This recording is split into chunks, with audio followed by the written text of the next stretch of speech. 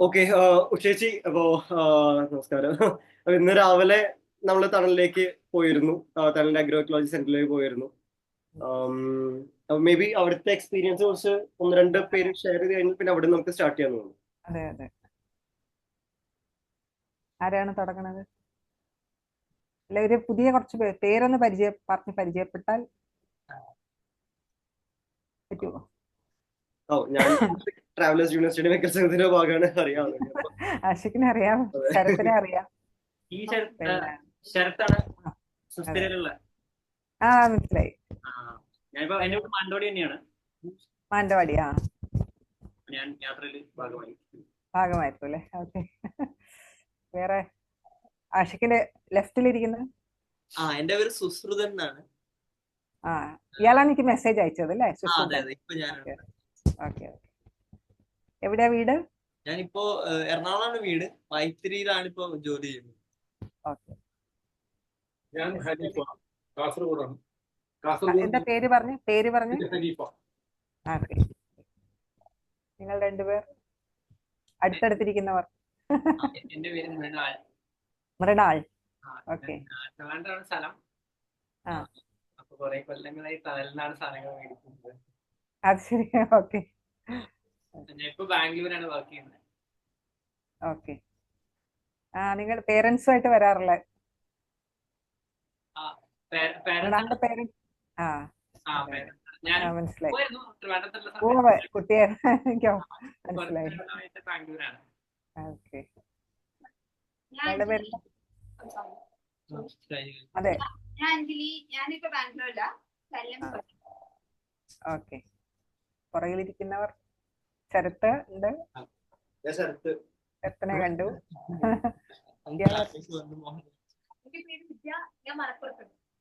Malappuram. Okay. Palakkad. പേരെന്താ പറഞ്ഞേ? Aparna. Okay. എന്റെ പേര് വിനായക്, ഞാൻ ബാംഗ്ലൂർ. ഓക്കെ. എന്റെ പേര് നൗഷിദ്, പയ്യന്നൂർ. ഓക്കെ. ഞാൻ ഐശ്വര്യ, ഞാൻ തൃശ്ശൂരിനാണ്. തൃശ്ശൂര്. ഓക്കെ. ഇത്രയും പേരാണ് ടീം അല്ലേ? 5 ദിവസം ഒരുമിച്ച് യാത്ര ചെയ്ത്. 7 ദിവസം, ഇന്നിപ്പോ 6ാമത്തെ ദിവസമാണ്. പക്ഷെ ഈ ഒരു യാത്ര ഇപ്പൊ ഇടയില് വന്ന് പോയവരുമുണ്ട്. അങ്ങനെയുണ്ട്. മുഴുവനായിട്ട് ജോയിൻ ചെയ്തവർ 7 പേരാണുള്ളത്. അത് കൂടാതെ ചില ദിവസങ്ങളിൽ മാത്രം അതിന്റെ ഭാഗമായവരും ഉണ്ടായിട്ടുണ്ട്. അപ്പോ ഉഷേച്ചി തണലിന്റെ സഹസ്ഥാപകരിൽ ഒരാളാണ്. ഞാന് അപ്പൊ എനിക്ക് എവിടെ എനിക്ക് ഒരു പക്ഷെ നിങ്ങള് പനവല്ലി പോയല്ലോ, വേണമെങ്കിൽ അല്ലെങ്കിൽ ഒന്നുകിൽ നിങ്ങൾക്ക് എന്താണ് അറിയേണ്ടതെന്ന് ചോദിച്ചാൽ എനിക്ക് കുറച്ചുകൂടെ എളുപ്പമായിരിക്കും. അതല്ലെങ്കിൽ എന്താണ് പ്രതീക്ഷിക്കണെന്നുള്ളത് ഒന്ന് അതിന്റെ സൂചനകൾ തന്നാൽ ഞാൻ പറയും, സംസാരിച്ചോ. ഈ തുടക്കത്തില് ഒരു 2-3 പേര് തണലിൽ എക്സ്പീരിയൻസ്, അഗ്രികൾച്ചർ സെന്ററിൽ എക്സ്പീരിയൻസ് പറഞ്ഞ് അതിൽ നിന്ന് തുടങ്ങുന്നത്. അതെ അതെ, അങ്ങനെ തുടങ്ങിയാൽ നന്നായിരിക്കും.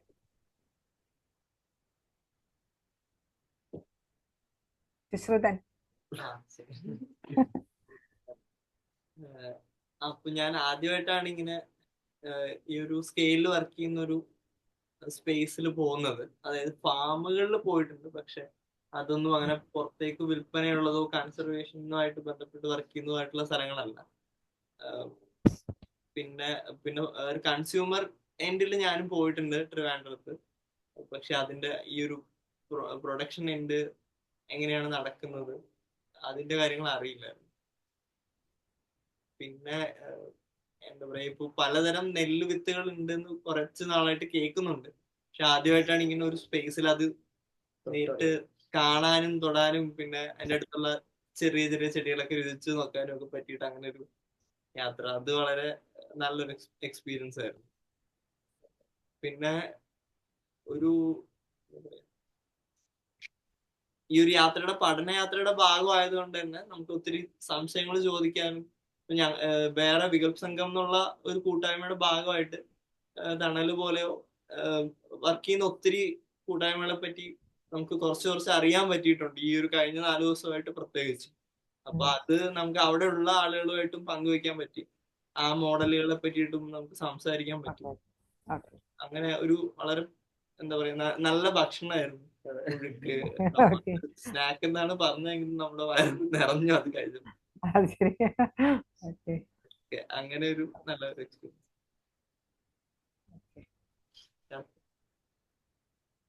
പിന്നെ വേറെ ആരാണ്? ഇല്ല, എനിക്ക് നല്ല എക്സ്പീരിയൻസ് ആണ്. ഞാൻ കേരളത്തിൽ ഞാൻ ആക്കിയ ഇങ്ങനെ കൺസർവേഷൻ റൈസ് പോയ ഒഡീഷയില് ടേബിൾ താര ആ അവിടെയൊക്കെ പോയിട്ടുണ്ട്.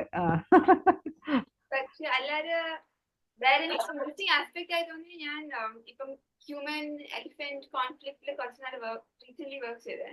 അപ്പൊ ആദ്യം സ്കെയിലില് എലിഫന്റ്സ് വൈൽഡ് ലൈഫിന് ഇഷ്യൂസ് ഇച്ചിരി കേട്ടെ. യൂഷ്വലി മോസ്റ്റ്ലി ഹൗസ് ഹോൾഡ് ആയ ഞാൻ ചെയ്തത്. Food nice.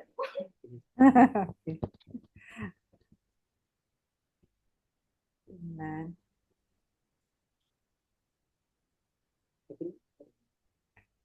എന്തെങ്കിലും ചോദ്യങ്ങളുണ്ടോ നിങ്ങൾക്ക്? അല്ലെങ്കിൽ ഞാൻ വയ്ക്കാം, അല്ലെങ്കിൽ ആഷിക്കിന് വേണമെങ്കിൽ ഒന്ന് ബിക്കോസ് യു നോ ദം. ചോദ്യങ്ങൾ ഉണ്ട്. ഇപ്പൊ നമുക്ക് കൂടുതൽ അറിയാൻ ആഗ്രഹിക്കുന്ന സംഗതി തണൽ എങ്ങനെ രൂപപ്പെട്ടു എന്ന് അറിയാൻ ആഗ്രഹമുണ്ട്. അത് കാരണം നമ്മള് ഈ യാത്രകളിൽ പരിശോധിക്കുന്നതും പലവിധ പ്രതിസന്ധികൾ വരുമ്പോഴാണ് നമ്മൾ അതിന് റെസ്പോണ്ട് ചെയ്യുന്നത്. അപ്പൊ അതിനുള്ള റെസ്പോൺസ് എന്ന് പറഞ്ഞാൽ ഒരു പക്ഷെ അത് ഒരു റെസിസ്റ്റൻസിന്റെ രൂപത്തിലായിരിക്കാം.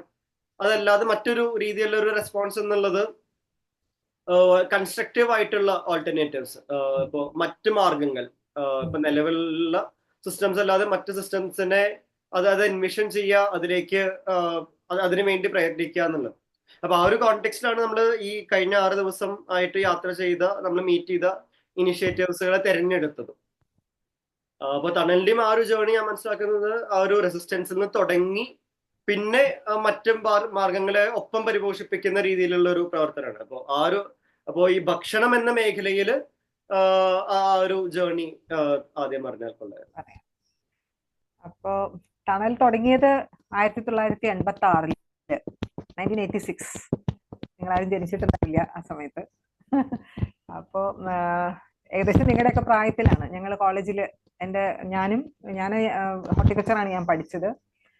എൻ്റെ കൂടെ എൻ്റെ പാർട്ട്ണർ എന്ന് പറഞ്ഞാൽ ജയകുമാർ കണ്ണൂരുകാരനാണ്. പയ്യന്നൂർ കോളേജിൽ പഠിച്ച ആളാണ്. ജയന്റെ കുറച്ച് കൂട്ടുകാരും കണ്ണൂരിലുള്ള ഒരു സി ശശികുമാർ, പിന്നെ സി കുഞ്ഞിക്കണ്ണൻ, ഇവരെല്ലാം ഒരേ ഇനീഷ്യലുമാണ്. ജയനും സി ജയകുമാറാണ്, പക്ഷെ പല ബാക്ക്ഗ്രൗണ്ട് ഒന്നുള്ളവരാണ്. അതിലൊരാൾ ബേർഡ് വാച്ചറാണ്. ജയനും വൈൽഡ് ലൈഫ് അതിന്റെ ബാക്ക്ഗ്രൗണ്ടിൽ നിന്ന് വരുന്ന ആളാണ്. കുഞ്ഞിക്കണ്ണനാണെങ്കിൽ ബൊട്ടാണിസ്റ്റ്. അന്ന് ഇവരെല്ലാം സ്റ്റുഡൻസ് ആണ്, സുവോളജി ബോട്ടണി സ്റ്റുഡൻസ് ആണ്. പ്രൊഫസർ ജോൺ സി ജേക്കബ് എന്ന് പറഞ്ഞിട്ട് അദ്ദേഹത്തിന്റെ ശിഷ്യന്മാരാണ് ഇവരെല്ലാവരും. അദ്ദേഹം തുടങ്ങിയ ഒരു മൂവ്മെന്റ് ആണ് വാസ്തവത്തിലും പരിസ്ഥിതി വിദ്യാഭ്യാസത്തിന് കേരളത്തിൽ ഒരു ഡയറക്ഷൻ കൊടുത്തത് അദ്ദേഹമാണ്. ഇവിടെ പയ്യന്നൂർ കോളേജിൽ സുവോളജി പ്രൊഫസറായിരുന്നു അദ്ദേഹം. കുറച്ചു കാലം മുമ്പാണ് മരിച്ചത്. അദ്ദേഹം തുടങ്ങാൻ ഒരു കാരണം എന്ന് പറഞ്ഞാൽ അദ്ദേഹം ഒരു പക്ഷേ എനിക്ക് തോന്നുന്നു നമ്മുടെ എഡ്യൂക്കേഷൻ, നമ്മള് ഇപ്പൊ സുവോളജിയോ ബോട്ടണിയോ ഇവിടെ പഠിക്കുമ്പോൾ സാധാരണ നമ്മൾ ടെക്സ്റ്റുവലായിട്ടാണ് നമ്മൾ പഠിച്ചുകൊണ്ടിരിക്കുന്നത്. പക്ഷെ അദ്ദേഹം പഠിപ്പിച്ച ഒരു രീതി എന്ന് പറഞ്ഞാൽ കുട്ടികളെ, സ്റ്റുഡൻസിനെ ഫീൽഡിലേക്ക് വിട്ടിട്ടാണ്. ക്ലാസ് എടുക്കുന്ന ഒപ്പം തന്നെ അതിനേക്കാൾ കൂടുതൽ സമയം സ്റ്റുഡൻസിന് ഫീൽഡിൽ പോകാനും, പ്രത്യേകിച്ച് അന്ന് പക്ഷികളെ നോക്കാൻ വെച്ചാൽ അത് കുറച്ചുകൂടെ ടെക്സ്റ്റ് ഒക്കെ അന്നുണ്ടല്ലോ. ഇപ്പൊ പ്രൊഫസർ നീലകണ്ഠൻ എന്ന് പറയുന്ന ഞങ്ങൾ കേരളത്തിലെ പക്ഷികൾ എഴുതിയ അദ്ദേഹം, ഇവരെല്ലാം കോളേജ് അധ്യാപകരുമാണ്. അപ്പോൾ അങ്ങനെ ഒരു ബന്ധമുള്ളതുകൊണ്ട് പിന്നെ പ്രൊഫസർ പ്രസാദ്, അവരൊക്കെ ഒരു പരിസ്ഥിതിയെ കുറിച്ച് അല്ലെങ്കിൽ ജൈവ വൈവിധ്യത്തിനെ കുറിച്ചിട്ട് കുട്ടികൾ പഠിക്കണം എന്ന് ആഗ്രഹിച്ച അധ്യാപകരായിരുന്നു. അപ്പൊ ജൈവവൈവിധ്യത്തിനെ പഠിക്കണമെങ്കിൽ നമ്മൾ ഫീൽഡിൽ പോകണം. ടെക്സ്റ്റിൽ പഠിക്കാൻ പറ്റും, പക്ഷെ ഫീൽഡിൽ നിന്നുള്ള ഒരു എക്സ്പീരിയൻസ് ആണ് നമുക്ക് അതിലുള്ള യഥാർത്ഥത്തിലുള്ള ഒരു എക്സ്പെർട്ടീസ് ഉണ്ടാക്കുക. അപ്പൊ അതിന് വേണ്ടിയിട്ട് അദ്ദേഹം കുട്ടികളെ ഇങ്ങനെ ഫീൽഡിലേക്ക് അയക്കും. അവരോട് ഫീൽഡ് നോട്ട്സ് എടുക്കാൻ പറയും. അങ്ങനെ അപ്പൊ ചിലർ ചെടികളായിരിക്കും ഇഷ്ടമുണ്ടാവും, ചിലർക്ക് പക്ഷികളായിരിക്കും, ചിലർക്ക് അങ്ങനെ ആണ് പൂമ്പാറ്റകളായിരിക്കും. അങ്ങനെ അതിൽ നിന്നാണ് വാസ്തവത്തിലും ഒരു സുവോളജിക്കൽ ക്ലബ് എന്ന് പറഞ്ഞിട്ടാണ് പയ്യന്നൂർ കോളേജ് തുടങ്ങുന്നത്. അതാണ് പിന്നീട് സീക്ക് ആയിട്ട് മാറുന്നത്, സൊസൈറ്റി ഫോർ എൻവയോൺമെന്റൽ എഡ്യൂക്കേഷൻ കേരള എന്ന് പറഞ്ഞിട്ട്. ഇപ്പൊ ഈ അടുത്ത കാലത്ത് അത് വനവിദ്യാലയം എന്ന് പറഞ്ഞിട്ട് അവര് കാട്ടിനടുത്തൊരു സ്ഥലത്ത് ഇപ്പൊ ഒരു കുട്ടികൾക്ക് ഇത്തരം ക്യാമ്പുകൾ നടത്താൻ വേണ്ടിയിട്ട് ഒരു സ്ഥലം ഉണ്ടാക്കുന്നുണ്ട്. അപ്പൊ അത് തുടക്കം ഇത് ഇവിടുന്നാണ്. ഈ കോളേജിൽ ഇതിന് എതിർപ്പുകൾ ഉണ്ടായി. അപ്പോൾ ഇവര് നട്ട ചെടികൾ പറിച്ചു കളി, അങ്ങനെ കുറെ പ്രശ്നങ്ങൾ നേരിട്ടപ്പോഴാണ് അവര് കോളേജ് ക്യാമ്പസിന് പുറത്ത് ഒരു ഓർഗനൈസേഷൻ, പരിസ്ഥിതി വിദ്യാഭ്യാസത്തിന് വേണ്ടിയിട്ടുള്ള ഒരു സംഘടന എന്നുള്ള രീതിയിലാണ് സീക്ക് തുടങ്ങുന്നത്. അപ്പൊ അതിൽ സജീവ പ്രവർത്തകരായിരുന്നു ജയനും ശശികുമാർ, അങ്ങനെ കുറെ ആളുകളുണ്ട്. ഇന്നും പലരും, ഇപ്പൊ ടി പി പത്മനാഭൻ മാഷ്, ഒരു പ്രൊഫസർ ജയരാജൻ, ഇവരൊക്കെ അതിൽ വന്നവരാണ്. അത് കഴിഞ്ഞ് പിന്നീട് 79 ആയപ്പോ ആണ് സൈലന്റ് വാലി സമരം, കാട് സംരക്ഷിക്കുക. സൈലന്റ് വാലി എന്ന് പറയുന്ന ഏറ്റവും ഒരു പക്ഷേ നമ്മൾ അന്ന് വെർജിൻ ഫോറസ്റ്റ് ആണ് നമ്മൾ പറയുന്നത്, മനുഷ്യർ താമസിക്കാത്ത ഒരു കാടാണ്. ഇപ്പൊ കേരളത്തിലെ പല കാടുകളും ഇന്ന് നമുക്ക് കാടായി തോന്നുമെങ്കിൽ അതൊരു കാലത്ത് മനുഷ്യർ താമസിച്ചിരുന്നു. ആദിവാസികൾ, പ്രത്യേകിച്ചും ആദിവാസികൾ ഉപയോഗിച്ചിരുന്ന അല്ലെങ്കിൽ ജീവിച്ചിരുന്ന, പിന്നീട് അവർ പല കാരണങ്ങൾ കൊണ്ട് വിട്ടുപോയ പല കാടുകൾ, ഇപ്പൊ പറമ്പിക്കളൊക്കെ അങ്ങനെ ഉള്ളതാണ്. പക്ഷെ സൈലന്റ് വാലി എന്നുള്ളത് അങ്ങനത്തെ ഒരു കാടല്ല. അപ്പൊ അതിന് ഒരുപാട് പ്രത്യേകതകളുണ്ട്.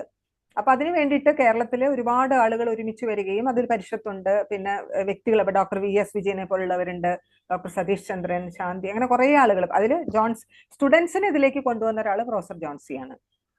അപ്പൊ ഈ കുട്ടികളെയൊക്കെ അന്ന് സമരത്തിലും അവര് ആദ്യത്തെ, ഒരു പക്ഷെ എനിക്ക് തോന്നുന്നു സൈലന്റ് വാലിക്ക് വേണ്ടിയിട്ടുള്ള ആദ്യത്തെ ഒരു വിദ്യാർത്ഥി സമരം പയ്യന്നൂർ കോളേജിലെ കുട്ടികൾ കണ്ണൂർ കളക്ടറേറ്റിലേക്ക് മാർച്ച് ചെയ്തതായിരിക്കും.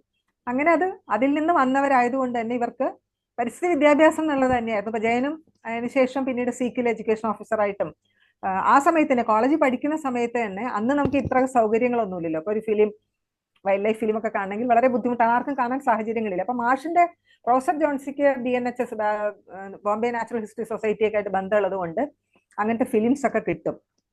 എന്താ പറയാ, ഒരു സ്ഥിരമായിട്ടില്ല, പക്ഷെ കുറച്ച് നാൾ ഉപയോഗിച്ചിട്ട് തിരിച്ചു കൊടുക്കണം, അങ്ങനെയൊന്നും നമുക്കിപ്പോ ചിന്തിക്കാൻ പോലും പറ്റില്ല. അപ്പൊ അങ്ങനെ ആ ഫിലിംസ് ജയനും ജയന്റെ കൂട്ടുകാരും കൂടി അപ്പൊ ഒരു പ്രൊജക്ടർ ഉണ്ടായിരുന്നു കോളേജിൽ, അതും കൊണ്ട് ഗ്രാമങ്ങളിൽ പോയി, ചിലപ്പോൾ മറ്റു സ്കൂളുകളിൽ പോയി ഇത് കാണിക്കുകയും വന്യജീവികളെ കുറിച്ച് കുട്ടികളെ മനസ്സിലാക്കിപ്പിക്കുക, സെൻസിറ്റൈസ് ചെയ്യാന്നുള്ളതാണ് ചെയ്തിരുന്നത്. അത് കഴിഞ്ഞ് കോളേജിൽ കഴിഞ്ഞപ്പോൾ പിന്നെ ഡിഗ്രി കഴിഞ്ഞ സമയത്ത് ഇവർക്ക് കുറച്ചു കാലം ജോൺസിയുടെ കൂടെ തന്നെ ഇതേ വർക്ക് തന്നെ ചെയ്തിട്ട് എനിക്ക് 1.5 വർഷത്തോളം അങ്ങനെ ഉണ്ടായിട്ടുണ്ട്. പിന്നീട് അപ്പോഴാണ് നമുക്ക് കുറച്ചും കൂടെ ഒരു റിസർച്ചിലും ആ ടീമിന്, ഇപ്പൊ ശശികുമാർ, ഇവർക്കൊക്കെ കുറച്ചുകൂടെ റിസർച്ചിൽ താല്പര്യമുണ്ട്. അപ്പൊ നമുക്ക് കാട്ടിൽ പോയി റിസർച്ച് ചെയ്യാൻ, വൈൽഡ് ലൈഫിനെ കുറിച്ച് പഠിക്കുക, അതൊക്കെയായിരുന്നു അന്നത്തെ മോഹം. അപ്പൊ അതിന് വേണ്ടിയിട്ട് നമുക്കൊരു അഡ്രസ്സ് വേണം, കാട്ടിൽ പോകാൻ പെർമിഷൻ വേണമെങ്കിൽ ഒരു അഡ്രസ്സ് വേണം. അങ്ങനെയാണ് വാസ്തവത്തിലും ടണൽ എന്ന് പറഞ്ഞ് തുടങ്ങുന്നത്. ഒരു നാച്ചുറൽ ഹിസ്റ്ററി സ്റ്റഡിക്ക് വേണ്ടിയിട്ട് തുടങ്ങിയൊരു ചെറിയൊരു ഓർഗനൈസേഷനാണ്. അപ്പൊ ആ സമയത്താണ് ജയനും ഞാനൊക്കെ പരിചയപ്പെടുന്നത്. അപ്പൊ ഞാനും അതിനകത്ത് അംഗമായി. അങ്ങനെയാണ് തുടങ്ങുന്നത്. പക്ഷെ 86 തുടങ്ങിയെങ്കിലും ഞാൻ വേറൊരു കുറച്ചു കാലം ഞാൻ കൃഷി വകുപ്പിലായിരുന്നു ജോലി ചെയ്തിരുന്നത്, ഒരു 90 വരെ. അതിനുശേഷം ഞാൻ ഡോക്ടർ ശാന്തിയുടെ സതീഷിന്റെയും കൂടെ അന്ന് ഞങ്ങൾക്കൊരു പ്ലാനിംഗ് ബോർഡിന്റെ ഒരു പ്രോജക്റ്റ്, ഈ വെസ്റ്റേൺ ഗാട്സ് വെസ്റ്റേൺ ഗാട്സിൽ ഒരുപാട് ഡെവലപ്മെന്റ് വർക്ക് നടക്കുന്ന സമയമാണ്. അതിനു വേണ്ടിയിട്ട് WGDP എന്ന് പറഞ്ഞിട്ട് ഒരു പ്രോഗ്രാം തന്നെ സെൻട്രൽ ഗവൺമെന്റ് ഫണ്ട് ചെയ്തിട്ട് നടക്കുന്നുണ്ടായിരുന്നു. അപ്പൊ അതിന്റെ ഒരു ഇവാലുവേഷൻ വർക്കായിരുന്നു ചെയ്തിരുന്നത്. അപ്പൊ അതിനുവേണ്ടി എനിക്കൊരു ചാൻസ് കിട്ടിയപ്പോൾ ഞാൻ മറ്റേ ജോലി രാജിവെച്ചിട്ട് ഇതിലേക്ക് വരികയാണ് ചെയ്തത്. അങ്ങനെ അതിന്റെ കൂടെ വർക്ക് ചെയ്തു. ജയനാണെങ്കിൽ WWF എഡ്യൂക്കേഷൻ ഓഫീസറായിട്ട് ജോയിൻ ചെയ്ത് തിരുവനന്തപുരത്ത് വന്നു. പിന്നീട് ഒരു 10 വർഷം ഞങ്ങള് പരിസ്ഥിതി വിദ്യാഭ്യാസ മേഖലയിലും, ഞാൻ വ്യക്തിപരമായിട്ട് ഞാൻ കാർഷിക മേഖലയിൽ നിന്ന് വന്നതുകൊണ്ട് എനിക്ക് കീടനാശിനികളെ കുറിച്ചിട്ടും അതിന്റെ പ്രശ്നങ്ങളെ കുറിച്ചൊക്കെ ഞാൻ പതുക്കെ മനസ്സിലാക്കാൻ തുടങ്ങിയ ഒരു കാലഘട്ടമാണത്. ഭോപ്പാൽ ദുരന്തം ഒരുപക്ഷെ നിങ്ങൾ കേട്ടിട്ടുണ്ടാവും. 1984 വലിയൊരു ദുരന്തമാണ്. ഒരു സെക്കൻഡ്, ആരും ഫോൺ അടിക്കണ്ടേ, ഒരു സെക്കൻഡ്. ചെയ്യാൻ സമയത്താണ് ഈ ഭോപ്പാൽ ദുരന്തം നടക്കുന്നത്. അപ്പോൾ നമ്മൾ കേട്ട കാര്യങ്ങളുടെ ഒരു നേർ സാക്ഷ്യമാണ് വാസ്തവം. നമ്മൾ പലപ്പോഴും ഇപ്പൊ കീടനാശിനിയെ കുറിച്ചിട്ട് ആദ്യം ഞാൻ വായിച്ച പുസ്തകം എന്ന് പറയുന്നത് സൈലന്റ് സ്പ്രിംഗ് എന്ന് പറയുന്ന റേച്ചൽ കാഴ്സന്റെ അത് ഒരുപക്ഷെ എനിക്കൊന്ന് എല്ലാവരും വായിച്ചിരിക്കേണ്ട ഒരു പുസ്തകമാണെന്ന് ഞാൻ പറയാം. അത് ഭയങ്കര മനോഹരമായിട്ടാണ്, വളരെ വിഷമമുള്ളൊരു കാര്യമാണെങ്കിലും പക്ഷെ വളരെ മനോഹരമായിട്ട് എഴുതിയൊരു ശാസ്ത്ര പുസ്തകം എങ്ങനെ എഴുതണം സാധാരണക്കാർക്ക് വേണ്ടിയിട്ട് എന്നുള്ളത് മനസ്സിലാക്കാനും പറ്റുന്ന ഒരു കാര്യമാണ്. പക്ഷേ പിന്നെ ഒരുപാട് വേറെ പുസ്തകങ്ങളുണ്ട്, കടലിനെ കുറിച്ചിട്ടൊക്കെ ഒരുപാട് പുസ്തകങ്ങളുണ്ട്. പക്ഷെ ഇത് ഭയങ്കര ഒരു ക്ലാസിക് ആണ്. കാരണം ക്ലാസിക് ഞാൻ പറയാൻ കാരണം ലോകത്ത് തന്നെ പരിസ്ഥിതിക്ക് വേണ്ടിയിട്ട് നയങ്ങൾ രൂപീകരിക്കുന്നത് ആ പുസ്തകം പബ്ലിഷ് ചെയ്തതിന് ശേഷമാണ്. അപ്പോൾ അതിൽ പ്രത്യേകിച്ച് DDT എന്ന് പറയുന്ന ഒരു കീടനാശിനിയാണ് അതിൽ മെയിൻലി നമ്മൾ അഡ്രസ് ചെയ്യുന്നത് ആ പുസ്തകത്തിൽ. പക്ഷെ അതിനെ തുടർന്നാണ് ഇപ്പൊ അമേരിക്കയിൽ പോലും എൻവയോൺമെന്റൽ പ്രൊട്ടക്ഷൻ ഏജൻസി ഉണ്ടാവുന്നത്. അതിന് ശേഷമാണ് 1970 ഉണ്ടാവുന്നത്. അപ്പൊ ഒരു പഠനം, ഒരു ഗവേഷകയ്ക്ക് എന്തുമാത്രം അതിനുശേഷം അത് കാണാൻ അവര് ജീവിച്ചില്ല, അവർക്ക് ക്യാൻസർ ആയിട്ടാണ് അവർ മരിക്കുന്നത്. പബ്ലിഷ് ചെയ്യുന്നതിന് മുമ്പ് തന്നെ അവർ മരിക്കുകയാണ് ഉണ്ടായത്. അപ്പൊ അത്തരത്തില് അത് വായിച്ച് നമ്മൾ വല്ലാതെ ഒരു ആകുലതയിൽ ഇരിക്കുമ്പോഴാണ് ഈ ഭോപ്പാൽ ദുരന്തം നടക്കുന്നത്. അപ്പൊ അത് നമുക്ക് വീണ്ടും ഒരു എന്താ പറയാ, നമ്മളെ മനസ്സിലാക്കിയിട്ട് എന്തുമാത്രം നമ്മളിപ്പോ പ്രകൃതിയെ കുറിച്ചിട്ട് അതുവരെ പ്രകൃതിയെ കുറിച്ച് പറയുമ്പോൾ മനുഷ്യന് ഇത്രയും അധികം ദുരന്തങ്ങൾ ഉണ്ടാക്കാൻ കഴിവുള്ള കെമിക്കൽസ് ആണ് നമ്മൾ കൃഷിയിൽ ഉപയോഗിക്കുന്നത് എന്നുള്ളത് വലിയൊരു തിരിച്ചറിവാണ് ഉണ്ടാക്കിയത്. അപ്പൊ തുടർന്ന് ഞാൻ അതിനെക്കുറിച്ച് അന്ന് ഇത്രയും നമുക്ക് കമ്പ്യൂട്ടറും സൗകര്യങ്ങളും ഒന്നുമില്ല, അപ്പം മെറ്റീരിയൽസ് കിട്ടാൻ ബുദ്ധിമുട്ടാണ്. അപ്പൊ ലൈബ്രറികളിൽ പോയി നമ്മൾ നോക്കി ജേർണൽസ് ഒക്കെ പരിശോധിച്ച് അപ്പൊ അത്യാവശ്യം കുറച്ച് ഇൻഫർമേഷൻ നമുക്ക് കിട്ടും. അത് വെച്ച് ഞാൻ കൂടുതൽ അന്ന് എഴുതാൻ തുടങ്ങിയിരുന്നു ഇതിനെ കുറിച്ചിട്ടുള്ള ചെറിയ ഇപ്പൊ സീക്കിന്റെ ഒരു സൂചിമുഖി എന്ന് പറഞ്ഞിട്ടൊരു മാസിക ഉണ്ട്, ഇപ്പോഴും അത് ഉണ്ട്. അതിലാണ് ഞാൻ ആദ്യം എഴുതി തുടങ്ങുന്നത് ഇത്തരം കാര്യങ്ങൾ. അതിനുശേഷം പിന്നെ ഇടയ്ക്ക് വല്ലപ്പോഴും നമുക്കൊരു അവസരം കിട്ടുമ്പോൾ മാതൃഭൂമിയിലൊക്കെ പബ്ലിഷ് ചെയ്തിട്ടുണ്ട്. അന്നൊന്നും കീടനാശിനികളെ പറഞ്ഞു കഴിഞ്ഞാൽ ഭയങ്കര, പ്രത്യേകിച്ച് ഞാൻ തിരിച്ച് എൻ്റെ യൂണിവേഴ്സിറ്റിയിലൊക്കെ പോകുമ്പോൾ വലിയൊരു ഞാൻ ഒരുപാട് എതിർപ്പുകൾ അന്ന് നേരിട്ടിരുന്ന ഒരു സമയമാണത്. പിന്നീട് ഞാൻ കൃഷി വകുപ്പിൽ ജോലി ചെയ്യുമ്പോഴും നമുക്കന്ന് ഞാൻ വേൾഡ് ബാങ്ക് ഫണ്ടഡ് ഒരു പ്രോജക്റ്റ് ആണ്, അത് കൃത്യമായിട്ടും ഇത് പഠിപ്പിക്കാന്നുള്ള ഒരു പ്രോജക്റ്റ് ആയിരുന്നു. അത് കർഷകരെ ഇത് ഉപയോഗിപ്പിക്കാൻ പഠിപ്പിക്കലായിരുന്നു. അപ്പൊ നമ്മൾ കർഷകരെ, അപ്പൊ എന്റെ കൂടെ വരുന്ന അഗ്രികൾച്ചർ അസിസ്റ്റൻസ് ആയിട്ട് വർക്ക് ചെയ്യുന്നവരൊക്കെ പറയും, മാഡം ഇത് ഉപയോഗിച്ച് കഴിഞ്ഞാൽ ഇവരുടെ കൃഷി നഷ്ടത്തിലാവുള്ളൂ എന്നൊക്കെ അവർ പറയാറ്. പക്ഷെ ഞാൻ കൂടുതലും സാമ്പത്തികം എന്നുള്ളതിനേക്കാൾ കൂടുതൽ ഞാൻ അതിന്റെ പാരിസ്ഥിതികമായിട്ടുള്ള പ്രശ്നങ്ങളാണ് എന്നെ, അല്ലെങ്കിൽ അത് ഉണ്ടാക്കുന്ന ആരോഗ്യ പ്രത്യാഘാതങ്ങളെ കുറിച്ചിട്ടായിരുന്നു എന്റെ കൺസേൺ. എനിവേ അത് കഴിഞ്ഞ് ഞാൻ ഈ പ്ലാനിംഗ് ബോർഡിന്റെ പ്രോജക്ട് വർക്കിൽ വന്നു. അതിനുശേഷം പിന്നെ അവരുടെ കൂടെ തന്നെ കുറച്ചു കാലം കൂടെ ഞങ്ങൾ വർക്ക് ചെയ്തു. 97 വരെ ഞാൻ ആ ടീമിൽ തന്നെ ഉണ്ടായിരുന്നു. ജയനും ആ സമയം വരെ WWF ഉണ്ടായിരുന്നു. ഇതിനിടയ്ക്ക് 92 ഞങ്ങൾ കല്യാണം കഴിക്കുന്നു. അപ്പോൾ ജയൻ പക്ഷേ അതിനുശേഷമാണ് ഇപ്പോൾ ശ്രീധർ, ഷിബു അവരൊക്കെ നേച്ചർ ക്ലബ്ബ് മെമ്പേഴ്സ് ആയിരുന്നു. അപ്പൊ ശ്രീധർ ടീച്ചറായിരുന്നു എഞ്ചിനീയറിംഗ് കോളേജിൽ, ഷിബു അന്ന് ആർട്സ് കോളേജിൽ പഠിക്കുകയാണ്. അപ്പോൾ കുറേ സ്റ്റുഡൻസുമായിട്ട് ടീച്ചേഴ്സുമായിട്ട് നമ്മൾ അന്ന് ഈ WWFന്റെ വർക്കിലൂടെ നമ്മൾ ബന്ധപ്പെട്ടിരുന്നു. എനിക്ക് തോന്നുന്നു ഒരു 100-400 സ്കൂളുകളും പല കോളേജുകളൊക്കെ ആയിട്ട് ഒരുപാട് ഈ കൺസർവേഷനെ കുറിച്ചിട്ടുള്ള ഡീപ്പ് ഇക്കോളജിയും നമ്മൾ ചർച്ച ചെയ്തിരുന്നു. ഡെവലപ്മെന്റ് പ്രോജക്ട്സ് അത് ഉണ്ടാക്കുന്ന പ്രത്യാഘാതങ്ങൾ, അങ്ങനത്തെ, പിന്നെ സോഷ്യൽ ഫോറസ്ട്രി പോലെയുള്ള ഗവൺമെന്റ്, അതായത് നമ്മൾ പരിസ്ഥിതിക്ക് പുനഃസ്ഥാപനം എന്ന് പറഞ്ഞിട്ട് നടത്തുന്ന പ്രവർത്തനങ്ങളുടെ പ്രശ്നങ്ങൾ. അപ്പൊ അക്കേഷ്യ, യൂക്കാലിപ്റ്റസ് അതൊക്കെ അന്ന് ഒരുപാട് വ്യാപകമായി നടന്ന സമയമാണ്. അപ്പോൾ വയനാട്ടിലാണെങ്കിൽ വയനാട് നിങ്ങൾ ഒരുപക്ഷെ കാണേണ്ടിയിരുന്നത് ബാദുഷയായിരുന്നു, പ്രകൃതി സംരക്ഷണ സമിതിയുടെ പ്രസിഡന്റ് ആയിട്ടുള്ള. അപ്പോൾ ബാദുഷയൊക്കെ ആ സമയത്താണ് ഇതിൽ സജീവമായിട്ട് ആ സമയത്താണ് വരുന്നത്. കാരണം എങ്ങനെയാണ് യൂക്കാലിപ്റ്റസും അത്തരം പ്ലാന്റേഷൻസ്, തേക്ക് പോലെയുള്ള പ്ലാന്റേഷൻസ് വയനാടിനെ എന്താ പറയുക വരൾച്ചയിലേക്ക് കൊണ്ടുപോയത്. കാരണം ഞാൻ 80കളിലൊക്കെ 83-ലാണ് വസ്തുത ആദ്യത്തെ കേരളത്തിലെ ഒരു വരൾച്ച. 63 ഉണ്ടായിട്ട് അതെനിക്ക് ഓർമ്മയില്ല, പക്ഷെ 83-ലെ വരൾച്ച എനിക്ക് നല്ല ഓർമ്മയുണ്ട്. ജൂൺ 20-ാം തീയതിയാണ് അന്ന് മഴ തുടങ്ങുന്നത്. അപ്പൊ അന്ന് വയനാട്ടിൽ ഇങ്ങനെ ചിത്രങ്ങളൊക്കെ നമ്മളിങ്ങനെ പേപ്പറിൽ വെച്ച കിലോമീറ്ററുകൾ നടന്നുപോയി ആൾക്കാർ വെള്ളമെടുക്കുന്നതും സ്ത്രീകള് അങ്ങനത്തെ ഒരുപാട്. അപ്പൊ അതിനൊരു മെയിൻ കാരണം ഇതാണെന്ന് പറഞ്ഞുകൊണ്ടാണ് ശരിക്കും ബാദുഷയും അവരൊക്കെ പരിസ്ഥിതി രംഗത്തേക്ക് വരുന്നത്. അപ്പൊ ആ ചർച്ചകളിലൊക്കെ ഞാൻ ഈ സമയത്ത് പഠിക്കുമ്പോഴും അതിന് ശേഷവും ഇത്തരം ചർച്ചകളിൽ ഒരു ഇതുപോലെ നിങ്ങൾ ചെയ്ത ട്രാവലേഴ്സ് ആയിട്ട് പലതും ട്രാവൽ ചെയ്തിട്ടും ഇവരുടെ സംഭാഷണങ്ങൾ, ഇവരുടെ ചർച്ചകളൊക്കെ പങ്കെടുത്തിട്ടാണ് പല കാര്യങ്ങളും നമ്മൾ മനസ്സിലാക്കുന്നത്. അതിനെ തുടർന്ന് 98 ആയപ്പോൾ നമ്മൾ വീണ്ടും, അപ്പോഴത്തേക്കും ശ്രീധറിന്റെ ജോലി വിടാൻ തീരുമാനിച്ചു. അതിനകത്തുള്ള കുറെ പ്രശ്നങ്ങളൊക്കെ കാരണം. ഷിബു ആണെങ്കിലും ഷിബു BCom ഒക്കെ പഠിച്ചതിന് ശേഷം ട്യൂഷനൊക്കെ എടുത്ത് നടക്കുകയായിരുന്നു. പക്ഷെ ഷിബുവിനും ഈ എഡ്യൂക്കേഷൻ വർക്ക് ഭയങ്കര താല്പര്യമായിരുന്നു. അപ്പൊ ഷിബുവിനെ എന്റെ അനിയനാണ് ഷിബുവിനെ, നമുക്ക് ഫണ്ടൊന്നുമില്ല അന്ന്. അപ്പൊ എങ്ങനെയാണ് ഒരു NGO വർക്ക്, NGO പോലും അല്ല നമ്മളന്ന്, എങ്ങനെയാണ് നമ്മൾ 4-5 പേരുണ്ട്, നമുക്ക് എങ്ങനെ വർക്ക് ചെയ്യാം എന്നുള്ള ചിന്തിക്കുമ്പോൾ വർക്ക് ചെയ്യണം എന്ന് മാത്രം നമുക്ക് അറിയാവുന്ന. അങ്ങനെ വന്നു കഴിഞ്ഞപ്പോൾ ശ്രീധറിന് ചെറിയൊരു ഭാഗ്യം കൊണ്ട് ഒരു ഫെലോഷിപ്പ് കിട്ടി. സംവാദ എന്ന് പറഞ്ഞിട്ട് ബാംഗ്ലൂർ ബേസ്ഡ് ഒരു ഓർഗനൈസേഷൻ ആണ്. അവരന്ന് ഒരുപാട് നിങ്ങളെ പോലെയുള്ള യങ്സ്റ്റേഴ്സിന് ഇങ്ങനെ ഒരു എക്സ്പ്ലോർ ചെയ്യാനായിട്ട് ചെറിയ ഫെലോഷിപ്പ് കൊടുക്കുമായിരുന്നു. അപ്പൊ 1-2 വർഷം അങ്ങനെ അവർക്ക് പലതും ഇങ്ങനെ ചില സ്ഥലത്ത് പോയി വർക്ക് ചെയ്തിട്ടായിരിക്കും, അല്ലെങ്കിൽ അവർ യാത്ര ചെയ്ത് പല കാര്യങ്ങളും മനസ്സിലാക്കി then they get into something. അപ്പൊ ആ ഫെലോഷിപ്പ് ശ്രീധറിന് കിട്ടി. ഷിബുവിനെ ഞങ്ങൾ പേഴ്സണലി എന്റെ അനിയൻ സപ്പോർട്ട് ചെയ്തു. ഷിബു ട്യൂഷനും എടുത്തിരുന്നു, എന്റെ കൂടെ ഞങ്ങളുടെ കൂടെ വർക്ക് ചെയ്യാൻ തുടങ്ങി. ഞങ്ങളുടെ വീട്ടിൽ നിന്ന് തന്നെയാണ് നമ്മൾ വർക്ക് തുടങ്ങുന്നത്. ഇവിടെ ശാസ്ത്രമംഗലത്ത് ഒരു വാടക വീട്ടിൽ നിന്നാണ്. അപ്പൊ അതിനിടയ്ക്കാണ് ഞങ്ങൾക്കൊരു അനുകൂലമായ ഒരു ഘടകം വരുന്നത്. സെന്റർ ഫോർ ഡെവലപ്മെന്റ് സ്റ്റഡീസ് അന്നൊരു പ്രോജക്ട് ഫെലോഷിപ്പ് കൊടുക്കുന്നുണ്ടായി. ഫെലോഷിപ്പ് അല്ല, ആക്ച്വലി നമ്മൾ പ്രോജക്ട് സബ്മിറ്റ് ചെയ്തിട്ട് അവരത് ഇവാലുവേറ്റ് ചെയ്തിട്ട് സെലക്ഷൻ ഒരു പ്രോസസ് ഒക്കെ ഉണ്ടായിരുന്നു. അതൊരു നെതർലൻഡ് ഗവൺമെന്റ് ഫണ്ടഡ് ഒരു പ്രോജക്റ്റ് ആയിരുന്നു. അത് പക്ഷെ ഇന്ന് വെബ്സൈറ്റ്, ഇപ്പൊ CDSന്റെ വെബ്സൈറ്റ് പോലെ അത് എടുത്തു മാറ്റിയെന്നാണ് എനിക്ക് തോന്നുന്നത്. KRP-LLD Kerala research programme for local level development, KRP-LLD എന്ന് പറഞ്ഞൊരു പ്രോഗ്രാം, ഡോക്ടർ നാരായണൻ നായർ സാറാണ് അത് ലീഡ് ചെയ്തത്. അപ്പൊ അതിലുണ്ടായിരുന്ന ഒരു ആദ്യത്തെ 1-2 വർഷമൊക്കെ അവര് കൺവെൻഷണൽ ആയിട്ടുള്ള അക്കാഡമിക്കിലുള്ള ആളുകൾക്കാണ് പ്രോജക്ട്സ് കൊടുത്തിരുന്നത്. പക്ഷെ നാരായണൻ നായർ സാർ ഇത് ഏറ്റെടുത്തപ്പോൾ സാറ് കുറച്ചും കൂടെ എനിക്ക് തോന്നുന്നു ഇത്തരം കാര്യങ്ങൾ, സസ്റ്റൈനബിൾ ഡെവലപ്മെന്റ് അങ്ങനത്തെ ആശയങ്ങളൊക്കെ അന്ന് ലോകത്ത് ചർച്ച ചെയ്യുന്ന സമയമാണ്. അപ്പൊ കേരളത്തിലും ഡീസെൻട്രലൈസേഷൻ തുടങ്ങുന്ന സമയമാണ്. പിന്നെ നമ്മൾ ഗ്ലോബലൈസേഷനെതിരെ കേരളത്തിൽ ഒരു ചെറിയ മൂവ്മെന്റ് ഒക്കെ പതുക്കെ പതുക്കെ ബിൽഡ് ചെയ്ത് പരിശുദ്ധം പല സംഘടനകളൊക്കെ തുടങ്ങിയിട്ടുണ്ടായിരുന്നു. ഇതിൽ ചർച്ചകൾ നടക്കുന്നുണ്ട്. ഇപ്പൊ WTO വന്നാൽ കർഷക മേഖലയ്ക്ക് എന്തുണ്ടാവുന്നത്, വീരേന്ദ്രകുമാറിനെ പോലുള്ളവരൊക്കെ മാതൃഭൂമിയിലൊക്കെ ഒരുപാട് ലേഖനങ്ങൾ വരുന്നുണ്ട്. ഈ ഒരു കാലഘട്ടത്തിലാണ് ഈ റിസർച്ച് പ്രോജക്ട്സ് CDSലേക്ക് വരുന്നത്. അപ്പൊ അദ്ദേഹം എന്ത് ചെയ്തു വെച്ചാല് ഇത്തരത്തിൽ നമ്മളെ പോലെ വർക്ക് ചെയ്യുന്ന ആളുകൾക്കും കൂടെ അപ്ലൈ ചെയ്യാമെന്നുള്ളൊരു ഇതുണ്ടാക്കി. അങ്ങനെ ഞാൻ അപ്ലൈ ചെയ്തു. എനിക്ക് 98ലാണ് ആദ്യം. ഞാനപ്പോ എനിക്ക് പെസ്റ്റിസൈഡിൽ ഇൻട്രസ്റ്റ് ഉള്ളതുകൊണ്ട് ഞാൻ പെസ്റ്റിസൈഡ്സിനെ കുറിച്ച് പഠിക്കാനുള്ള ഒരു പ്രോജക്റ്റ് ആണ്. ഞാൻ അങ്ങനെ ഒരു 3-4 വർഷം എനിക്കത് കണ്ടിന്യൂസ് ആയിട്ട് സപ്പോർട്ട് കിട്ടി. അത് അപ്പൊ കാടമത്തില് ഇടുക്കിയിലുള്ള, പിന്നെ അതുപോലെ നെൽകൃഷിയിലുള്ള അങ്ങനത്തെ പഠനങ്ങളൊക്കെ. പക്ഷെ അതേ സമയത്ത് തന്നെ പക്ഷെ ശ്രീധരൻ വേറൊരു വേസ്റ്റ് മാനേജ്മെന്റായിട്ട് ബന്ധപ്പെട്ട് നമ്മളപ്പോ ഇതേ സമയത്ത് തന്നെ ഞങ്ങൾ ഇങ്ങനത്തെ ഇഷ്യൂസിൽ ഇടപെടാൻ തുടങ്ങിയിരുന്നു. ഒന്ന് ഈ വേസ്റ്റ് ബേണിങ്ങിനെതിരെയും പിന്നെ ഈ പെസ്റ്റിസൈഡ് ഇഷ്യൂസിലും ഞാൻ അതിൽ എൻ്റെ ഒരു വ്യക്തിപരമായ താല്പര്യം കൂടെ അതിനകത്തുണ്ടായിരുന്നു. ഞാൻ നേരത്തെ വർക്ക് ചെയ്തുകൊണ്ട് വരുന്നതാണ്.